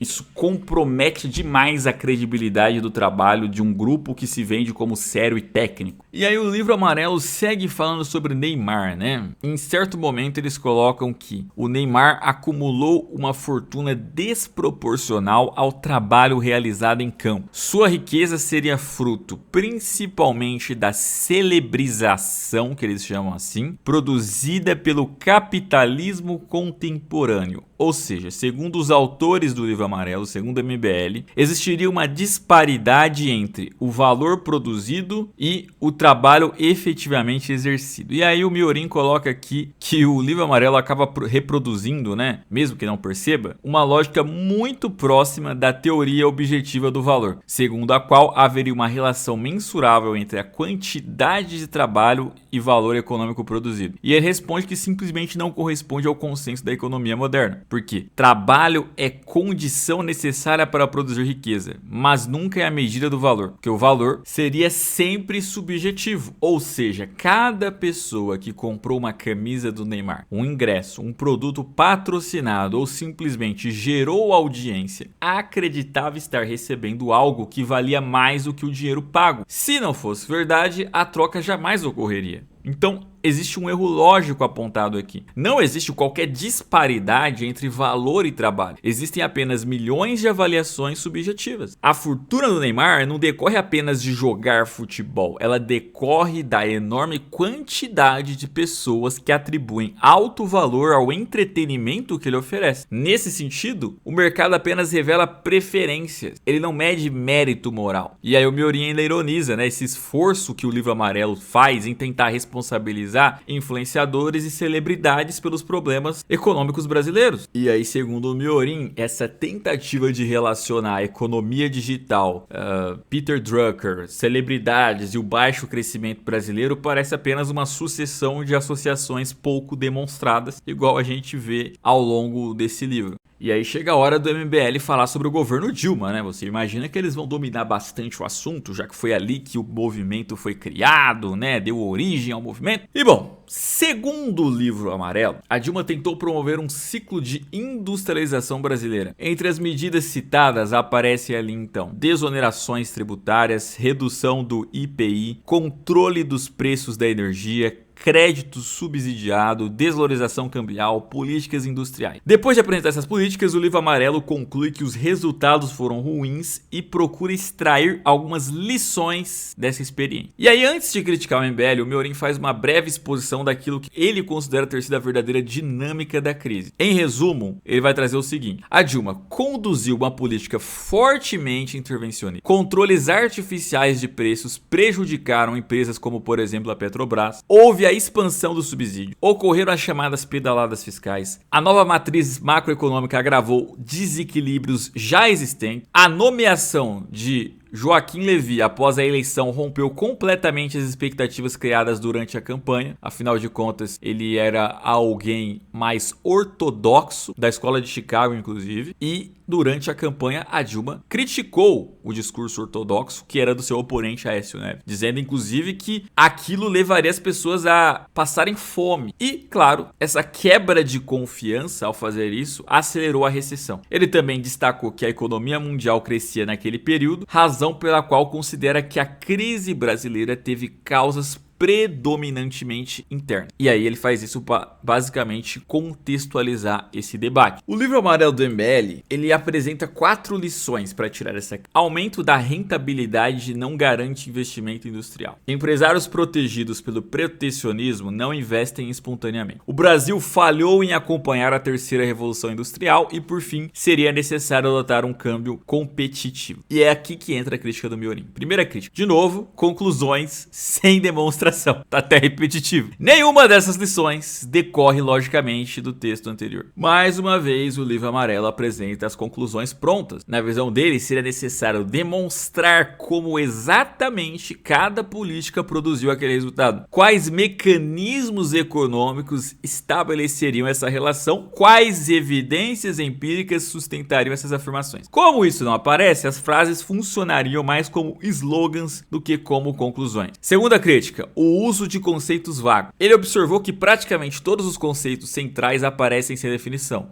Exemplo, produtividade, produtivismo, desenvolvimentismo produtivista, câmbio competitivo, aumento da rentabilidade. E assim, todos esses termos possuem diversos significados possíveis dentro da literatura econômica. Sem defini-los, torna-se impossível saber exatamente o que os autores estão defendendo. Então, rentabilidade. Ele dedica algumas páginas apenas para demonstrar como a palavra rentabilidade pode significar coisas completamente diferentes. Lucro médio das empresas, margem operacional, markup, retorno sobre investimentos, concentração de mercado, renda nacional. Como o livro amarelo nunca esclarece qual conceito está utilizando, então a seguinte frase que eles colocam, abre aspas, aumento da rentabilidade não gera investimento, fica praticamente impossível de analisar, não se sabe exatamente sobre o que ela está falando. E mesmo supondo que a frase fosse verdadeira, ela continua sendo pouco informativa, porque dizer que A não garante B não significa que A não influencie B, significa apenas que existem outros fatores envolvidos. Assim, mesmo que lucros maiores não garantam investimento, isso não prova que eles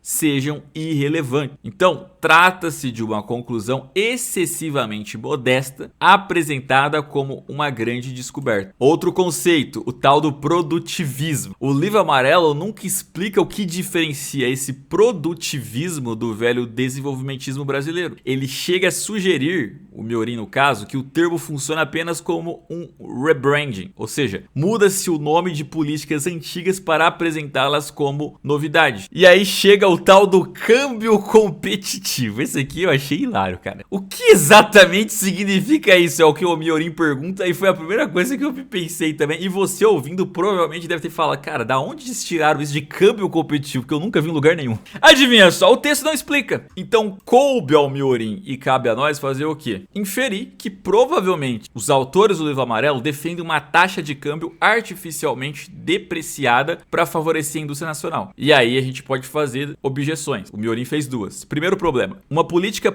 permanente de desvalorização cambial enfrentaria restrições macroeconômicas conhecidas como o chamado trilema de Mundell-Fleming. Segundo esse princípio, um país não consegue manter simultaneamente livre circulação de capitais, política monetária independente, taxa de câmbio rigidamente controlada. Seria necessário abrir mão de uma dessas características. E aí um segundo problema. Mesmo que fosse possível manter um câmbio artificialmente depreciado, isso teria custo. Então, aumentaria a inflação via encarecimento das importações, elevaria o custo de máquinas e equipamentos, reduziria a produtividade, diminuiria a competição, concentraria mercados, poderia também acabar reduzindo justamente o investimento que se pretendia estimular. Dessa maneira, então, o remédio poderia produzir efeitos contrários aos desejados. Então preste bastante atenção a partir de agora, porque o livro ele vinha discutindo o que? Política cambial, industrial, investimento, desenvolvimento, e agora a discussão vai mudar. O debate passa a ser como funciona uma economia. Mais especificamente, o mercado cria riqueza ou apenas manipula desejo? E aí o Miorin, ele abre criticando algo relativamente simples, que o livro amarelo frequentemente ele mistura exemplos, ele interrompe raciocínios, ele usa conectivos ruins, faz associações sem demonstrar causalidade, que é o que a gente vem dizendo ao longo de todo esse livro, né? Então, o livro amarelo coloca lá o seguinte, por exemplo, seguido de algo que não exemplifica o argumento anterior. Ou então, cita um acidente industrial em Camaçari sendo usado para justificar uma política industrial. E aqui vem uma crítica metodológica. Isso pode até funcionar num discurso político, mas não num livro que pretende explicar a economia. Essa é uma crítica razoável, independente das posições econômicas. Nem entramos nisso. Depois, o livro amarelo apresenta o Elon Musk como um símbolo do empreendedor disposto a assumir risco. O raciocínio deles é mais ou menos assim, ó. O Musk poderia ter parado o milionário, só que ele preferiu continuar investindo. Ele arriscou tudo. E é esse espírito que falta no empresariado brasileiro. Beleza, aqui é uma narrativa comum. Só que o Miorin vai e diz: pera aí, o Musk realmente assumiu risco? Sim, mas havia outro elemento. A Tesla,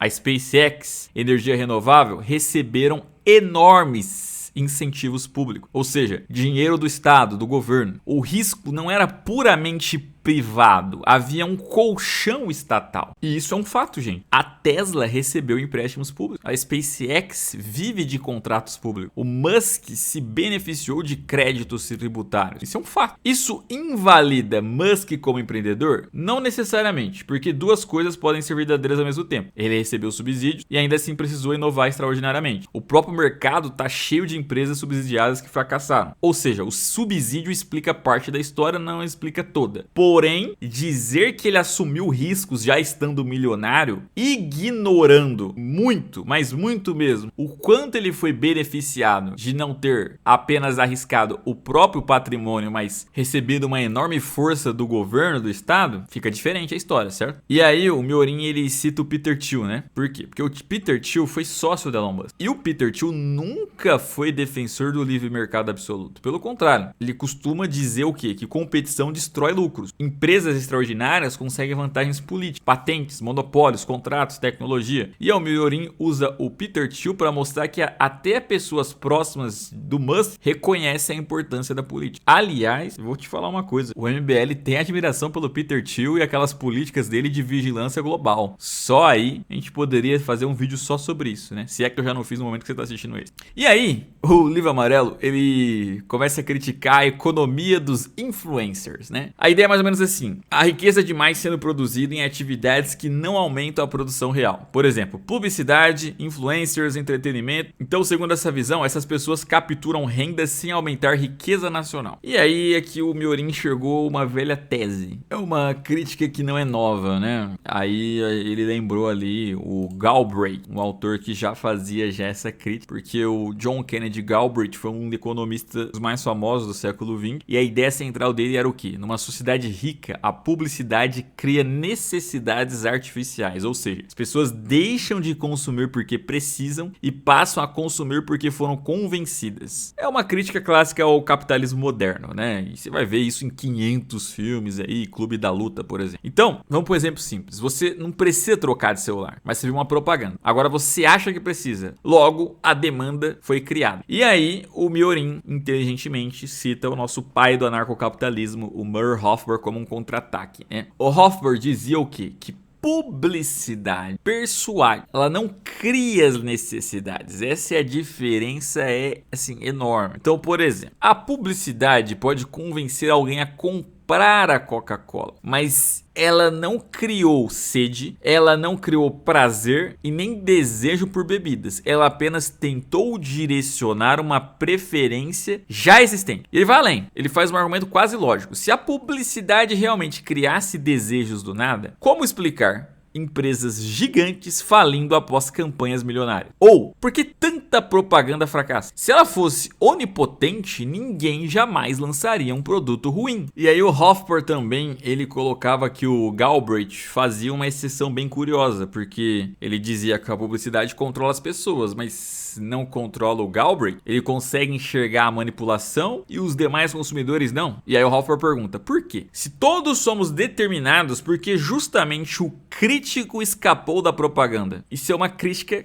clássica ao quê? Ao determinismo. E a Miorin usa exatamente essa crítica. Ele diz que o MBL faz algo parecido. O MBL afirma que influenciadores manipulam, publicidade manipula e cultura manipula. Mas os próprios membros do MBL parecem acreditar que eles mesmos escaparam dessa manipulação. Ou seja, eles seriam uma exceção. Então, essa exceção precisa ser demonstrada. E adivinha, eles não fizeram isso no livro. E aí, reforçando mais uma vez, Rothbard: publicidade nunca conseguiu impedir inovação. Exemplo clássico que ele cita. Você imagina fabricantes fabricantes de vela. Elas poderiam gastar bilhões em propaganda. Ainda assim, não derrotariam a lâmpada. Depois, os cavalos. Eles nunca derrotariam o automóvel. Ou, quem sabe, a máquina de escrever. Ela nunca derrotaria o computador. Ou seja, há limites muito claros para a propaganda. Se o produto é muito pior, a publicidade não consegue sustentá-lo indefinidamente. Esse é um argumento importante porque mostra que, embora a propaganda possa influenciar preferências marginais, ela dificilmente vence ganhos tecnológicos expressivos no longo prazo. E aí o MBL entra na história da economia brasileira, né? E aí o Livro Amarelo sugere que o Brasil viveu uma sequência de governos bombeiros, baixo crescimento, plano real como grande ruptura. E aí o Miorin vai falar que, cara, isso é simplificar demais, porque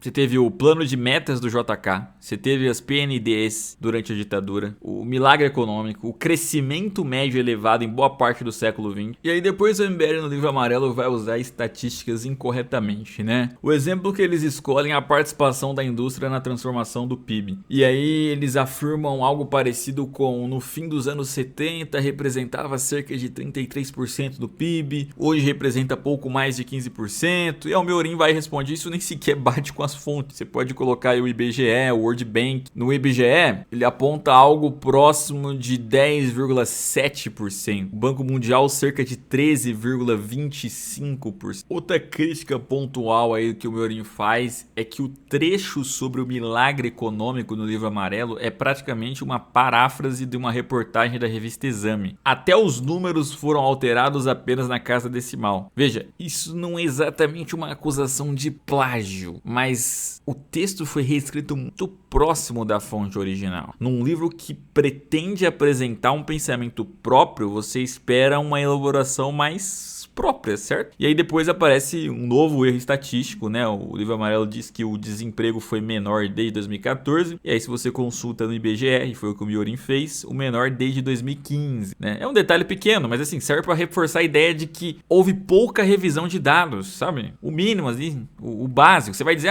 um ano pro outro, tá, gente, mas é dado, sabe? Se os caras estão trazendo dados, é porque você imagina que eles pesquisaram e anotaram e colocaram ali de uma maneira séria. E não desse jeitinho de, foi 2015, mas na hora eu lembrei 2014. Eu coloquei, peraí, eu fazer isso num vídeo desse aqui, beleza, eu sou um cara amador. Agora, um projeto de grupo que quer liderar o Brasil, que se vende como organizado, ter errinhos assim? Desculpa. É pra levar a sério o Livro Amarelo? Porque quando foi lançado esse livro do Miorin, A Missão Perdida, a resposta oficial deles foi, o livro de verdade nem tá pronto, aquilo ali era só um esboço. Por fim, o MBL vai discutir sobre um novo arcabouço fiscal. Vamos, antes de tudo, tentar explicar pra vocês o que é um arcabouço fiscal. Imagina uma família, ela precisa decidir o quanto pode gastar, o quanto pode economizar, o quanto pode se endividar, e um país faz exatamente isso, só que em escala gigante. Então, o arcabouço fiscal estabelece regras para impedir que o governo gaste indefinidamente. Em tese, ele busca manter a dívida pública sob controle. Na prática, esqueçam tudo isso que eu disse, tá? Mas é só para trazer aqui que teoricamente seria. O Livro Amarelo, ele diz que boas regras fiscais deveriam incentivar o quê? Sustentabilidade da dívida, responsabilidade fiscal e investimento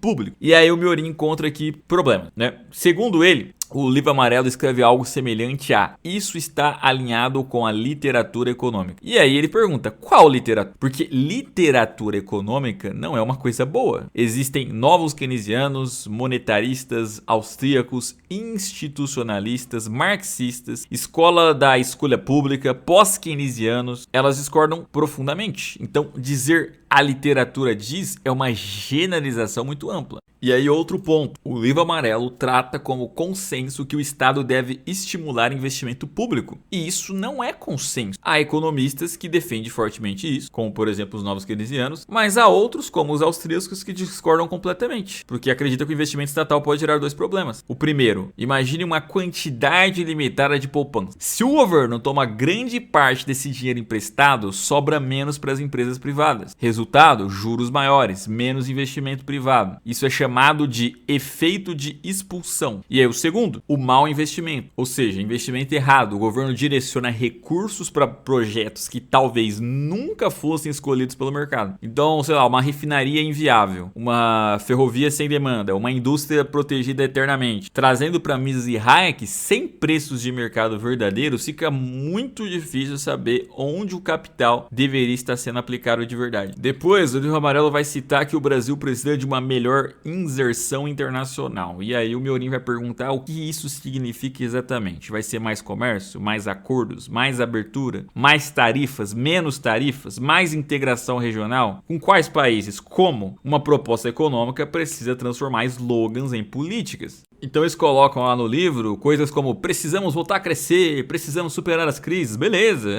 Mas todo país deseja crescer, todo país quer sair das crises. Mas como? É justamente aí que o livro amarelo não oferece as respostas suficientemente detalhadas. É basicamente vota em mim, confia. E aí entramos então na área da saúde, meus amigos. O livro amarelo do MBL fala sobre influenciadores, corpos perfeitos, Virgínia, Neymar, academia, obesidade, saúde. E aí a pergunta que é feita é, tudo bem, mas o que isso tem a ver com política pública? Porque o livro amarelo passa várias páginas descrevendo fenômenos sociais, sabe? De culto ao corpo, influencers, obesidade, mas qual a tese? Qual é a política proposta? Qual é a relação causal? Simplesmente só sem significado, certo? Parece que é uma tentativa de construir a ideia de que corpos perfeitos do influencer levam à comparação social e levam à frustração e a sociedade fica adoecida e aí há uma necessidade de intervenção. Já vimos esse discurso vir no MBL quando eles defendem regulamentação de redes sociais para jovens, justamente por esses mesmos problemas que eles dizem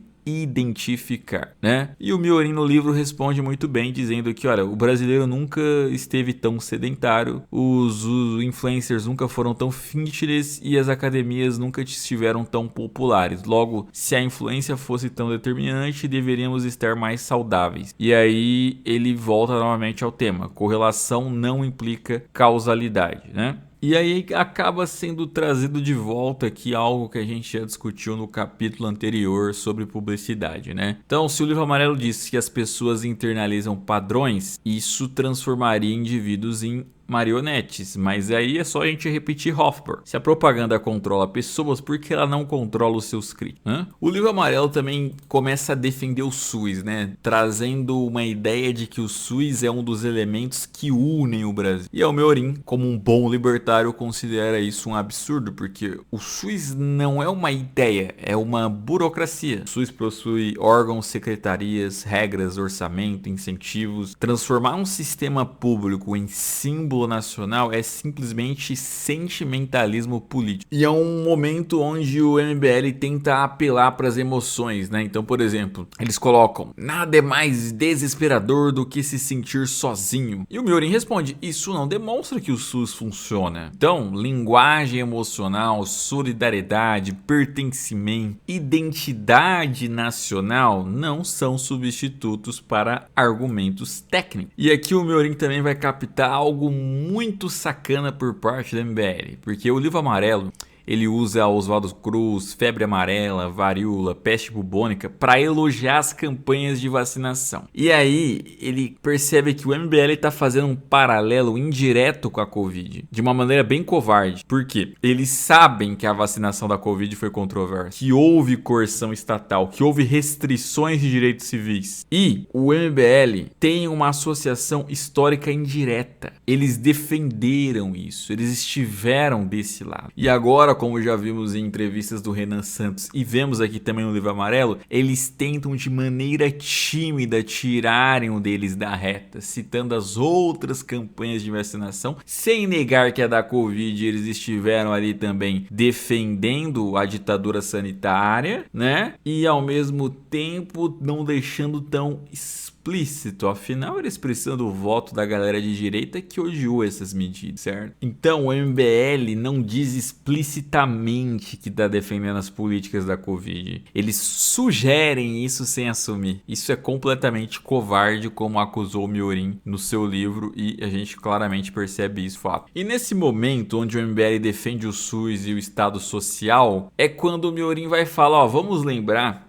que o coordenador desse livro é muçulmano, o Ricardo Almeida. E aí cita autores islâmicos que defendem assistência, pensões, hospitais. Ou seja, concluindo, a defesa do SUS aqui não é técnica, é ideológica. Existe influência do pensamento social islâmico. Outro momento também desse capítulo que o MBL usa estatística de forma desonesta é colocando que 1,6 milhões de vidas poderiam ser salvas anualmente com acesso universal à água potável, dando a entender que é um dado brasileiro, mas esse é o dado mundial. Então, para o leitor pensar que isso seria em território nacional. Afinal de contas, pensa bem, se morresse cerca de 1% da população brasileira todo ano por causa desse problema, o problema já teria sido resolvido há muito mais tempo, não? Aí o livro amarelo vai afirmar que o Brasil gasta pouco com saúde e o Miorin só pergunta, tá, e daí? Pouco em relação a quem? Com qual eficiência? Em qual região? Em qual serviço? Gastar mais é realmente melhorar? Né? Aí nós temos que analisar, porque eles colocam lá a citação, né? Não, no Brasil os gastos do governo com saúde são notavelmente menores em comparação com outros países da OCDE. Olha, a mensagem implícita seria o quê? Países da OCDE gastam proporcionalmente mais, seus sistemas apresentam melhores resultados, portanto o Brasil deveria elevar os gastos públicos em saúde. Só que o Miorin considera que essa passagem troca um indicador contábil por uma demonstração de causalidade. Então, saber qual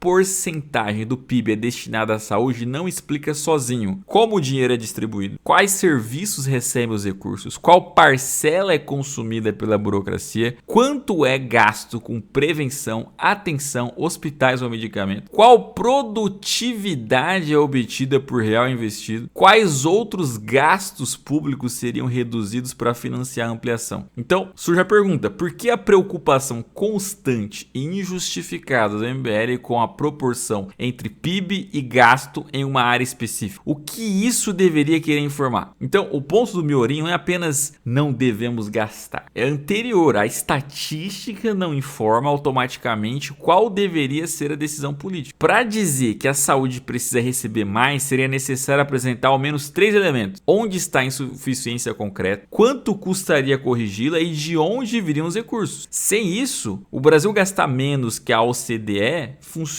apenas como preparação retórica para a prescrição gaste mais. Então, o Miorin insiste que um projeto que se apresenta como técnico deveria enfrentar o custo de oportunidade. Abre aspas, não apenas afirmar estatísticas e dizer que é preciso investir. Às custas de quais gastos teremos mais gastos na saúde? Essa pergunta é importante porque o orçamento público não é uma caixa sem fundo. Para aumentar uma rúbrica, o governo precisa o quê? Aumentar imposto, endividar, emitir moeda direta ou indiretamente, ou reduzir outra despesa. Então, a crítica aqui é que o livro amarelo apresenta o benefício desejado, mas esconde o sacrifício necessário. É uma incoerência. E é curioso como o próprio livro amarelo reconhece o que? Abre aspas, o gasto excessivo não representa a qualidade do serviço. Então, assim, podemos dobrar os gastos, sim, dobrar, e ter um serviço ainda pior. Mas veja, aí o Miorin parcialmente concorda com esse raciocínio e percebe uma contradição. Quando o assunto é saúde, o livro admite que mais dinheiro pode alimentar a burocracia. Em outros temas, como por exemplo a segurança, usa a insuficiência de gastos como explicação central do problema. Então,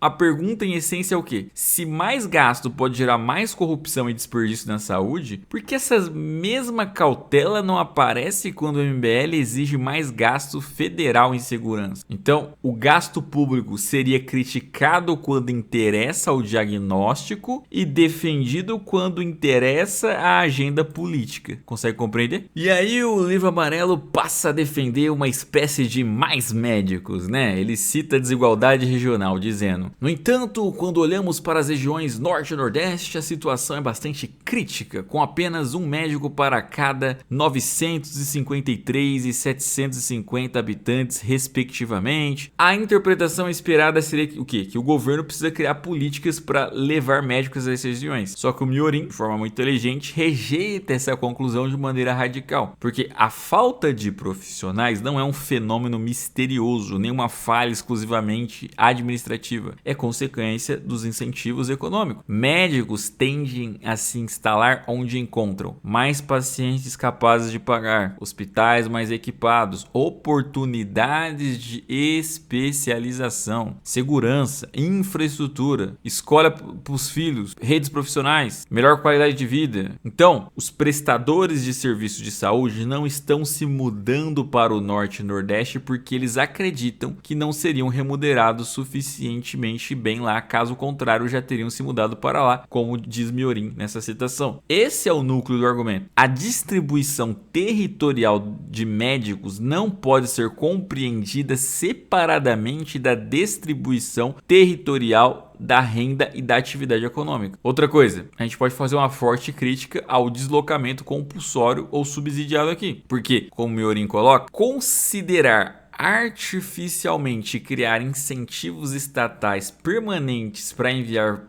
profissionais a lugares que não geram demanda econômica suficiente para mantê-los voluntariamente, leva ao quê? Abre aspas. A ideia de exportarmos médicos para as regiões mais pobres ao invés das pessoas se mudarem para onde estão os bolsões de riqueza é parte do problema central da ideia de integração nacional. Então, a política brasileira frequentemente tenta conservar artificialmente populações e estruturas econômicas em regiões que dependem de transferências públicas. E em vez de aceitar a mobilidade populacional em direção a áreas de maior produtividade, o Estado procura levar todos os serviços a qualquer localidade, independentemente do custo. Daí vem essa dura frase, abre aspas, levar médicos até lá é simplesmente perpetuar a pobreza, impedindo que as pessoas se desloquem diretamente até onde estão os maiores padrões de consumo. E aí, mais uma vez, o Miorin encontra um erro estatístico do MBL, onde eles colocam lá que aproximadamente 34% da população brasileira enfrenta a ausência de acesso aos serviços básicos de saúde, e na verdade isso é só um erro lamentável, é assim que classifica o Miorin, porque a fonte mencionada não dizia que 34% dos brasileiros estavam completamente sem atendimento básico. O dado se referia a parcelas sem cobertura da estratégia saúde da família. Então, uma pessoa pode simplesmente não estar cadastrada ou coberta pela estratégia saúde da família e ainda assim utilizar o OBS, UPA, pronto-socorro, hospital, ambulatório, atendimento municipal, serviço privado, convênio, entre outras formas de serviço. Então, abre aspas para o Miorin, se 34% da população não tivesse acesso aos serviços básicos de saúde, nós teríamos uma pandemia diferente toda semana. Aí depois o próprio Livro Amarelo acrescenta que parte desse grupo possui planos privados. E o Miorin usa essa passagem para mostrar que a formulação inicial era enganosa. Ou seja, apenas cerca de 16% da população não está sendo atendida pelo programa, mas está sendo atendida pelo SUS naquela região sem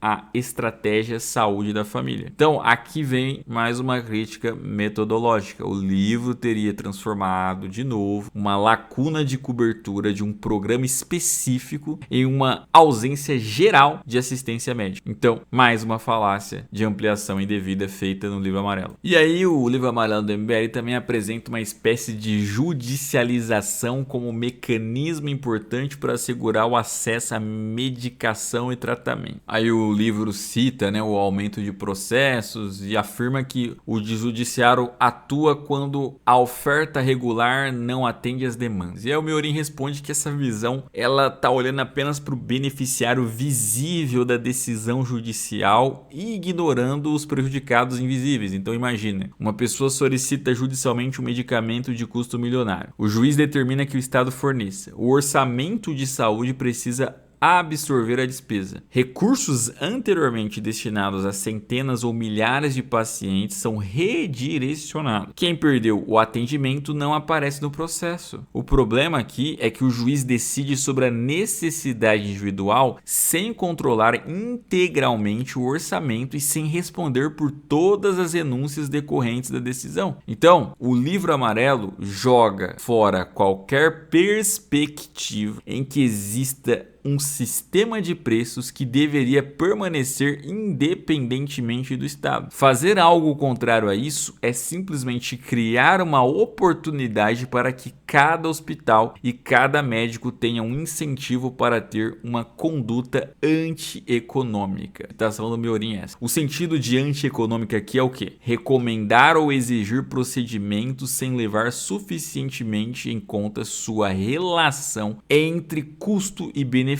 porque o pagador final é um terceiro, o Estado. O Miorin também fala sobre o juramento de Hipócrates, né, que é mais do que suficiente para que os médicos atendam a quem precisarem atender, como fazem, por exemplo, nos Estados Unidos, e posteriormente enviando a conta. O que é esse argumento? Esse argumento ele mostra que atender e financiar são problemas diferentes, porque um médico pode ter o dever profissional de socorrer alguém, mas isso não responde quem deve pagar, quanto deve pagar, quais tratamentos devem ter prioridade, que preço é aceitável, quantos recursos podem ser consumidos por um único atraso. A judicialização transforma uma demanda particular em obrigação orçamentária, mas não cria novos médicos, leitos, medicamentos ou recursos. Ela apenas redefine quem terá prioridade sobre bens escassos. Daí vem a conclusão. Todo desperdício de recursos na saúde implica que as pessoas terão um serviço pior do que teriam em outra situação, o que pode e leva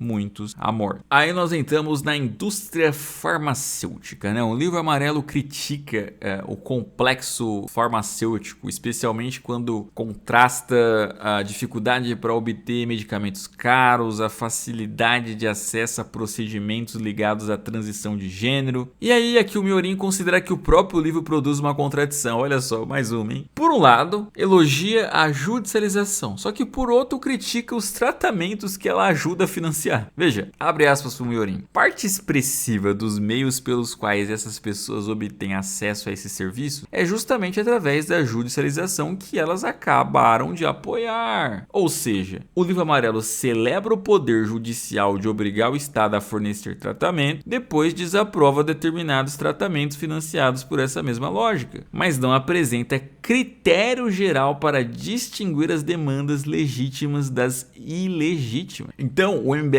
comete aqui algo que eu vejo muito militante cometer, que é o quê? Se apoiar em um mecanismo e depois se indignar com os resultados desse mecanismo. Outra coisa, por que os medicamentos são caros? Medicamentos novos podem ser caros porque envolvem o quê? Anos de pesquisa, testes clínicos, fracassos anteriores, regulação, produção em pequena escala, patentes, risco jurídico, baixa quantidade de pacientes, necessidade de recuperar capital investido. Então, o Miorin argumenta aqui o quê? Que remédios se tornam mais baratos quando o conhecimento se difunde. Outras empresas entram. Substâncias alternativas são descobertas. Aumenta a escala. Surgem genéricos. Aplicações secundárias ampliam o mercado. Então, os chamados medicamentos caros só são barateados quando suas substâncias são pesquisadas e generalizadas. O Estado pode prejudicar esse processo quando ele garante compras a preços elevados, independentemente da eficiência. Caso fabricantes saibam que o governo será judicialmente obrigado a pagar, diminuem os incentivos para negociar preço, desenvolver substitutos, buscar usos alternativos e competir.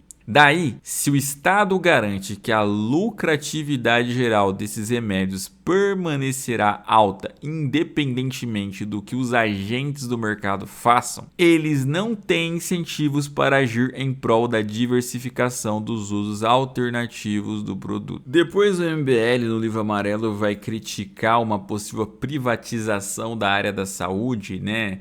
Dizendo ali que isso poderia gerar uma deteriorização valorização a longo prazo e cita o sistema português após a crise do euro como um exemplo do que pode dar errado, né? E aí o Miorin contesta essa comparação porque Brasil e Portugal diferem em muitas coisas, por exemplo, população, área territorial, renda per capita, estrutura etária, densidade populacional, desenho federativo, rede hospitalar, clima, hábitos, capacidade fiscal, demanda por serviços, instituições europeias. E aí ele pergunta: por que o caso português deve ser um paradigma para a questão brasileira com realidades tão diversas? Para que o caso de Portugal sirva como evidência para o Brasil, seria necessário demonstrar que as medidas adotadas foram comparáveis, que o suposto colapso decorreu precisamente dessas medidas, que os mecanismos causais também existem no Brasil, que as outras diferenças não explicam os resultados. O livro amarelo não faz isso, apenas menciona Portugal como uma espécie de advertência moral contra o desinvestimento. E aí ele pergunta: não se diz o que exatamente foi restrito e o porquê dessa restrição ter sido ruim e de que forma essa restrição causou o colapso. Portanto, a referência internacional funciona mais como uma palavra de ordem do que como um estudo do caso. Aí o livro amarelo diz defender políticas ativas de solidariedade intergeracional, mutualizando os riscos entre ricos e pobres, jovens e idosos, saudáveis e doentes. E o Miorin pergunta: tá, modelo integrado aqui? De que forma? Quais políticas ativas de solidariedade intergeracional? Mutualizar riscos significa, em princípio, juntar pessoas com riscos diferentes num mesmo sistema financeiro. Ou seja, saudáveis subsidiam doentes, jovens subsidiam idosos, ricos subsidiam pobres, pessoas de baixo risco subsidiam pessoas de alto risco. Mas isso pode ser realizado de muitas maneiras: impostos no geral, seguros compulsórios, planos privados regulados, contas individuais combinadas com fundo, vouchers, subsídios diretos, hospitais públicos, cooperativas, fundos estaduais. Então, o livro amarelo ele menciona o princípio moral, mas não apresenta a engenharia institucional. Fora que o Miorin também entende que a mutualização compulsória gera problemas de incentivo. As pessoas podem consumir mais porque não arcam diretamente com o custo, prestadores podem cobrar mais porque o pagador é coletivo, políticos podem prometer benefícios sem explicar seu financiamento, grupos organizados podem capturar parcelas maiores do orçamento. Então, mesmo que a solidariedade seja moralmente desejável, sua organização econômica não é automática. Então, o Miorin conclui que, retirado o vocabulário elaborado, a proposta do livro amarelo se reduz ao quê? Gastar mais, sobretudo no norte e no nordeste, ampliar a presença estatal, preservar o modelo integrado do SUS e, abre aspas para o Miorin, é tudo uma grande tentativa de esconder que, novamente, a medida é tão somente gastar mais e gastar principalmente onde o pobre está. Bom, por fim, o livro amarelo afirma que a saúde, embora constantemente citada como um dos maiores problemas do país, ela tem um baixo apelo, né? Não causa grande comoção eleitoral. E o Miorin responde diretamente que dizer que a saúde não é um assunto importante para o eleitorado é simplesmente falso. E aí ele cita ali pesquisas em que a saúde aparece como uma das principais ou a principal preocupação dos brasileiros, inclusive desde eleições lá em 2013, né? Então, o livro amarelo não apresenta uma base suficiente para afirmar que a saúde tem baixo apelo. E também confunde coisas diferentes, né? Prioridade declarada em pesquisa, engajamento em redes sociais, capacidade de mobilização partidária, tema dominante em campanhas, comportamento efetivo de voto. Uma pauta pode ser considerada muito importante, ainda assim não gerar conteúdo viral. Isso não significa que o eleitor não se importe. E aí, o Miorin acrescenta que o Brasil acabara de atravessar anos de pandemia, o que torna ainda mais estranha essa afirmação. E aí ele ironiza, né? Um aparente erro textual que temos ali. Abre aspas. Temos evidência que 884 das 365 capas da Folha de São Paulo em 2013 foram dedicadas à questão da saúde. Então, mesmo que haja evidente problema numérico ou de redação, seu uso pretende mostrar que o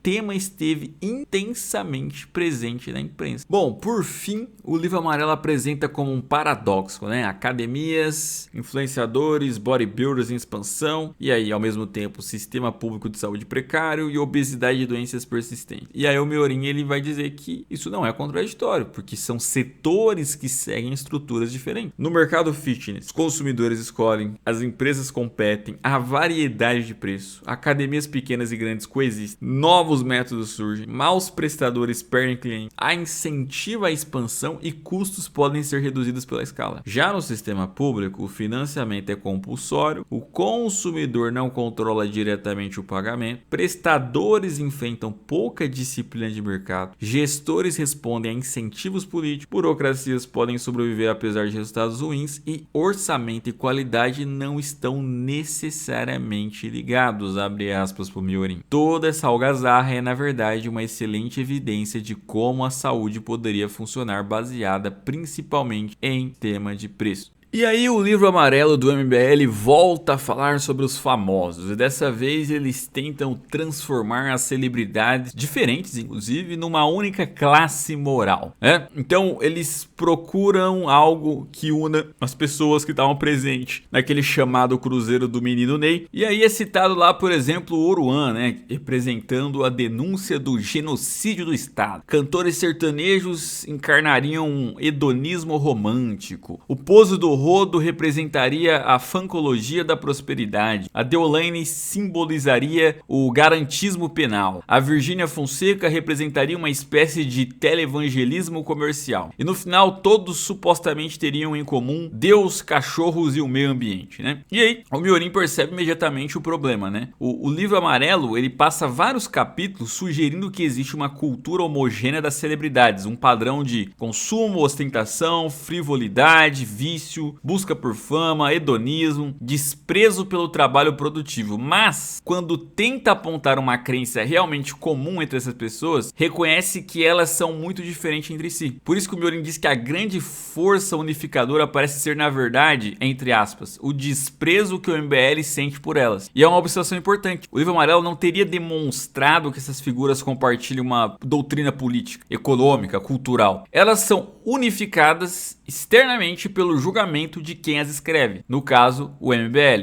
Então, por exemplo, vamos lá, alguém cita um cantor sertanejo no mesmo grupo de um jogador de futebol, uma influenciadora de maquiagem, um rapper, um pastor, um empresário, um humorista. Aí depois essa pessoa joga tudo no mesmo grupo e diz: todos eles representam a mesma decadência brasileira. Para essa conclusão ser válida, teria que ser demonstrado o quê? Quais valores eles compartilham, como esses valores influenciam o público, de que forma produzem consequências semelhantes e por que as diferenças entre eles seriam secundárias. E aí o livro amarelo vai questionar por que o meio ambiente seria o tema capaz de reunir essa celebridade, né? E dizem lá que a pauta goza de uma espécie de simpatia universal. E aí o Miorin vai dizer que não, porque o meio ambiente é uma pauta amplamente aceita. O problema é que é uma aceitação genérica de uma causa e não exatamente de uma forma de unidade intelectual ou política. Por exemplo, quase ninguém é explicitamente favorável à poluição, à destruição de rios, à perda de biodiversidade, à queimada desnecessária, sabe? Agora, isso não significa que todos concordem sobre quanto preservar, quem deve pagar, quais atividades devem ser proibidas, qual papel cabe ao Estado, como conciliar crescimento e conservação, quais tecnologias devem ser incentivadas, quais são os riscos aceitáveis. Então, a frase "todos gostam do meio ambiente" é tão ampla que quase nada explica. E aí, o MBL aqui no livro amarelo, ele usa uma concordância superficial para fabricar uma identidade coletiva. E aí na sequência o livro amarelo afirma que os brasileiros presentes no Cruzeiro do Neymar teriam em comum uma espécie de submissão cultural, ou seja, roupas e acessórios estrangeiros, jogadores que sonham com a Europa, casa de apostas estrangeira, admiração por modelos importados, preferência por tudo que vem do exterior, né? A crítica é que o brasileiro veria o estrangeiro como superior e aceitaria modelos internacionais sem pensar se são adequados à realidade nacional. Esse ponto, isoladamente, poderia até render uma discussão séria séria sobre dependência cultural, importação institucional, né, baixa autoestima nacional. Só que o livro amarelo mistura essa crítica com um discurso extremamente genérico contra acordos internacionais e instituições estrangeiras. Então, ele afirma que o Brasil se tornaria signatário de qualquer pacto ambiental apenas porque um diplomata europeu ou americano o apresenta. E aí, o Miorin aqui entende que o argumento começa com uma crítica cultural e rapidamente vira uma retórica de soberania contra suposta tutela estrangeira. Logo na sequência, o livro amarelo vai cometer um erro grave, tá? Eles confundiram dívida pública, orçamento e dívida externa. O livro amarelo afirma que o orçamento de 2024 seria de aproximadamente 5,5 trilhões e que, abre aspas, 74,7% vai para o refinanciamento da dívida pública, incluindo a dívida externa. A partir disso, o livro amarelo sugere que quase todo o dinheiro arrecadado estaria sendo engolido pelos credores. E aí, o Miorin vai falar que esse trecho é a demonstração clara de um desconhecimento orçamentário, né? 3 confusões. Primeiro, estoque da dívida não é gasto orçamentário anual. A dívida pública total é um estoque acumulado. Já o orçamento registra os fluxos daquele ano. Então, vencimentos, juros, amortizações, refinanciamento, novas emissões. Não se pode pegar o tamanho total da dívida em relação ao PIB e tratá-lo como se o mesmo valor fosse retirado integralmente do orçamento num único ano. Segundo o Miorin, o valor destinado ao refinanciamento seria muito menor do que 74,7% insinuados pelo livro amarelo. Segunda confusão, refinanciamento não é o mesmo que dinheiro gasto. Quando um título vence e o governo emite outro título para pagar o anterior, há refinanciamento. Isso não é igual a retirar todo aquele valor de saúde, educação, meio ambiente, segurança. Grande parte desse movimento é rolagem financeira. Uma obrigação antiga é substituída por outra. Isso não torna a dívida irrelevante, mas exige análise correta. E aí, terceira confusão. Dívida externa total não é dívida pública federal externa. O livro amarelo, ele mistura dívida pública externa do governo, dívida externa de bancos, dívida externa de empresas, outras obrigações privadas em moeda estrangeira. E assim, são categorias substancialmente diferentes. E aí o Miorin escreve, abre aspas, eles simplesmente não conhecem o orçamento e não deveriam opinar sobre ele. E a indignação é justamente porque o livro amarelo se apresenta como um documento técnico e político, mas comete erros básicos na leitura de contas públicas. E aí, quando o MBL vai falar sobre as ONGs e organizações estrangeiras, eles vão dizer que elas supostamente não teriam interesse real na solução dos problemas ambientais. Aqui você talvez até possa concordar, mas veja, presta atenção, o raciocínio é o sim. Organizações internacionais cobram o Brasil, essas organizações recebem recursos e atenção por causa dos problemas. Se os problemas fossem resolvidos, perderiam sua razão de existir.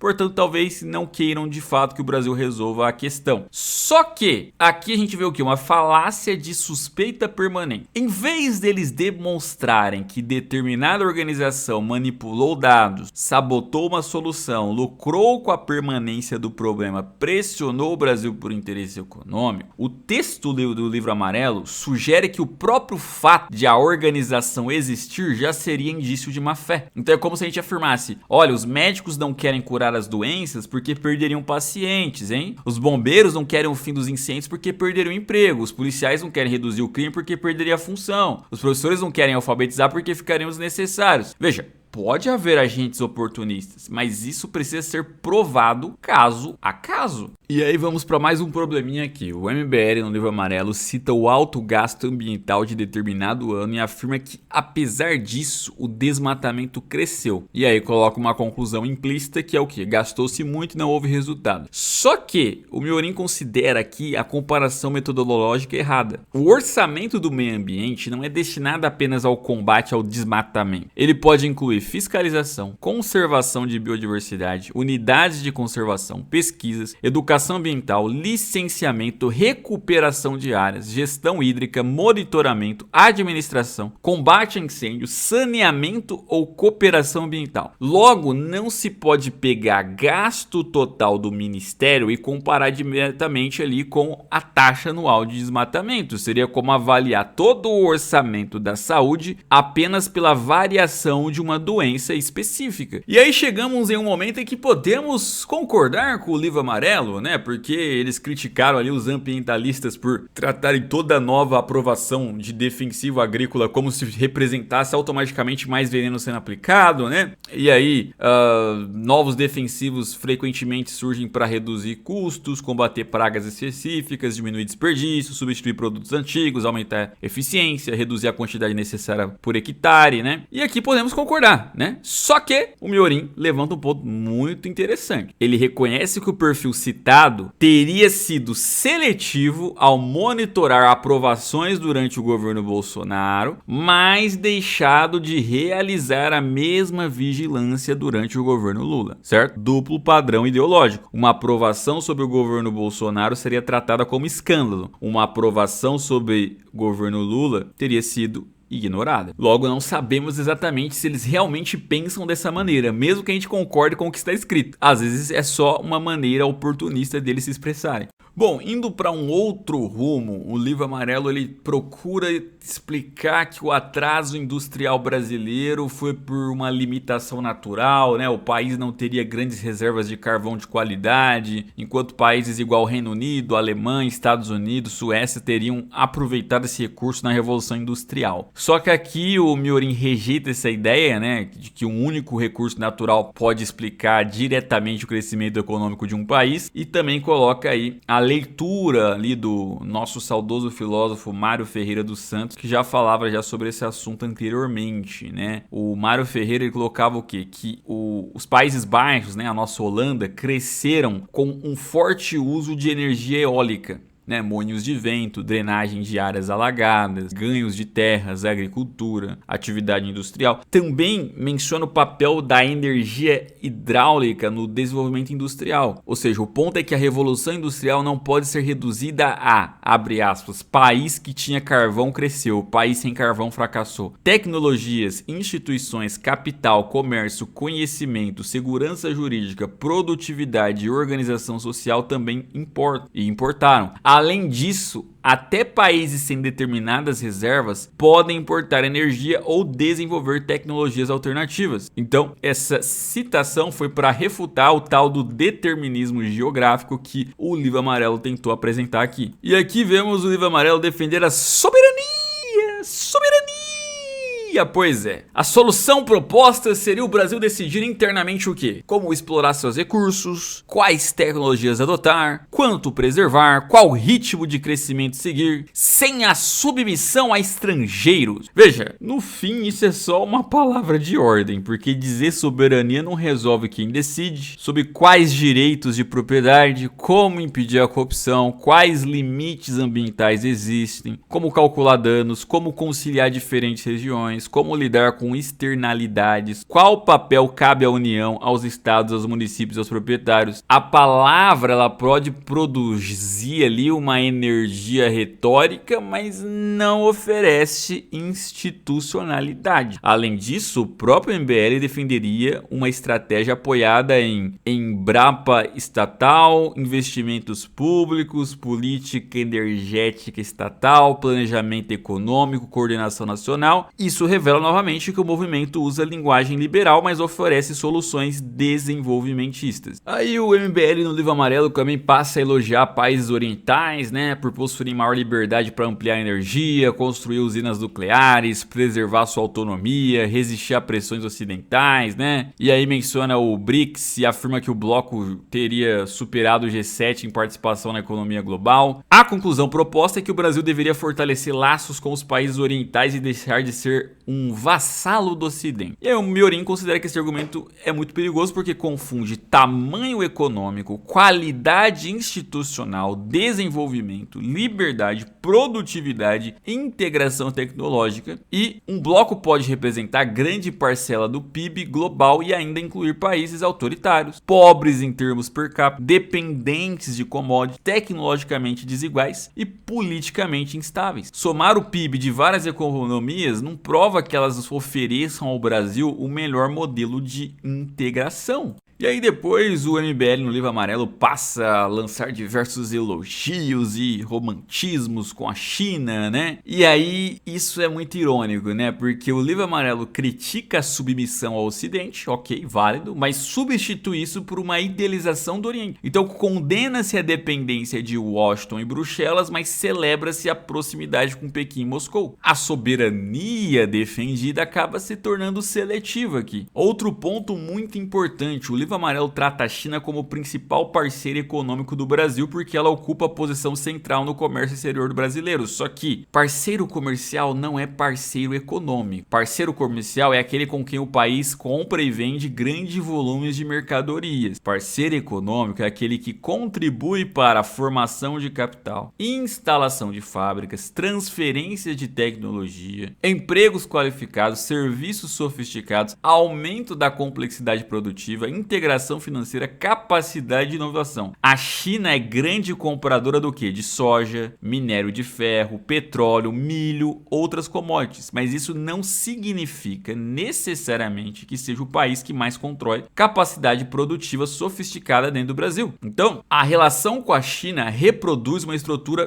colonial. O Brasil exporta matérias-primas, a China exporta bens manufaturados. O Brasil vende produtos de baixo valor agregado, compra produtos complexos e tecnológicos. É a velha estrutura. Colônia fornece recursos, metrópole fornece manufaturas. Então, aqui ele destaca que exportar minério bruto e importar eletrônico significa o quê? Pouca agregação de valor no Brasil, menos empregos industriais, menor domínio tecnológico, concentração de renda em setores primários. O volume comercial pode ser enorme, mesmo assim o país se manter numa posição subordinada. E aí o Miorin traz aqui em contraponto os investimentos vindo do Atlântico Norte, né? Citando como capital americano e europeu. O que traz para cá? Indústria automobilística, tecnologia, serviços financeiros, química, farmacêutica, processamento de alimentos, agronegócio, data center. A diferença é simples. O dólar da exportação de soja gera receita imediata, depende do preço internacional, não necessariamente cria nova capacidade industrial e concentra-se no setor primário. Já o dólar investido numa fábrica ou centro tecnológico cria ativos físicos, gera empregos qualificados, transfere conhecimento, forma fornecedores, aumenta produtividade, cria capacidade de longo prazo. Essa distinção é central. Nem todo dólar que entra no país possui o mesmo efeito econômico. Outra coisa é achar que só exportações e importações são a balança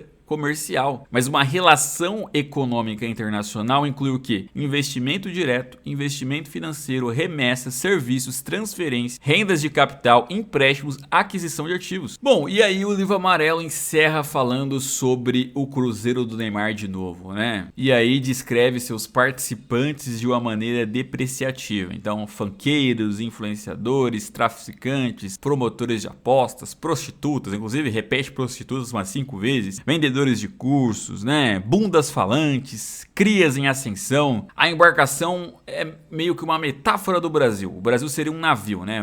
Voltando ao hedonismo, fascinado por celebridades, moralmente decadente, incapaz de admirar figuras virtuosas, conduzido a um precipício. É o fechamento moral de todo o livro amarelo. O argumento político deixa de ser apenas essas políticas são ruins e aqui passa a ser a população brasileira foi moralmente corrompida e precisa de uma nova elite. O Miorin é muito direto. Olha, não conseguimos deixar de pensar que o MBL está no mesmo barco. Eu acho que isso resume toda a obra. O MBL pensa que ele está acima das celebridades, dos influenciadores, dos apostadores, dos consumidores, dos brasileiros médios, mas o movimento compartilha muito desses mesmos vícios. Primeiro porque em seu partido, em seu grupo, possui pessoas, ou já possuiu, que têm exatamente esses mesmos comportamentos. Parte deles são apostadores, agem de forma libertina, sexualmente, no uso de substâncias, se relacionam com mulheres que poderiam tranquilamente estar também ali naquele navio, naquele cruzeiro do Neymar, ou possuem estilos de vidas que em nada poderiam se colocar como uma oposição ao que fazem naquele cruzeiro. Mas vai além disso, eles compartilham muitos dos mesmos vícios, que é o quê? Busca da fama, da espetacularização secularização, da influência digital, do marketing, da simplificação, do culto à personalidade, da exploração emocional, da ambição por poder. Então,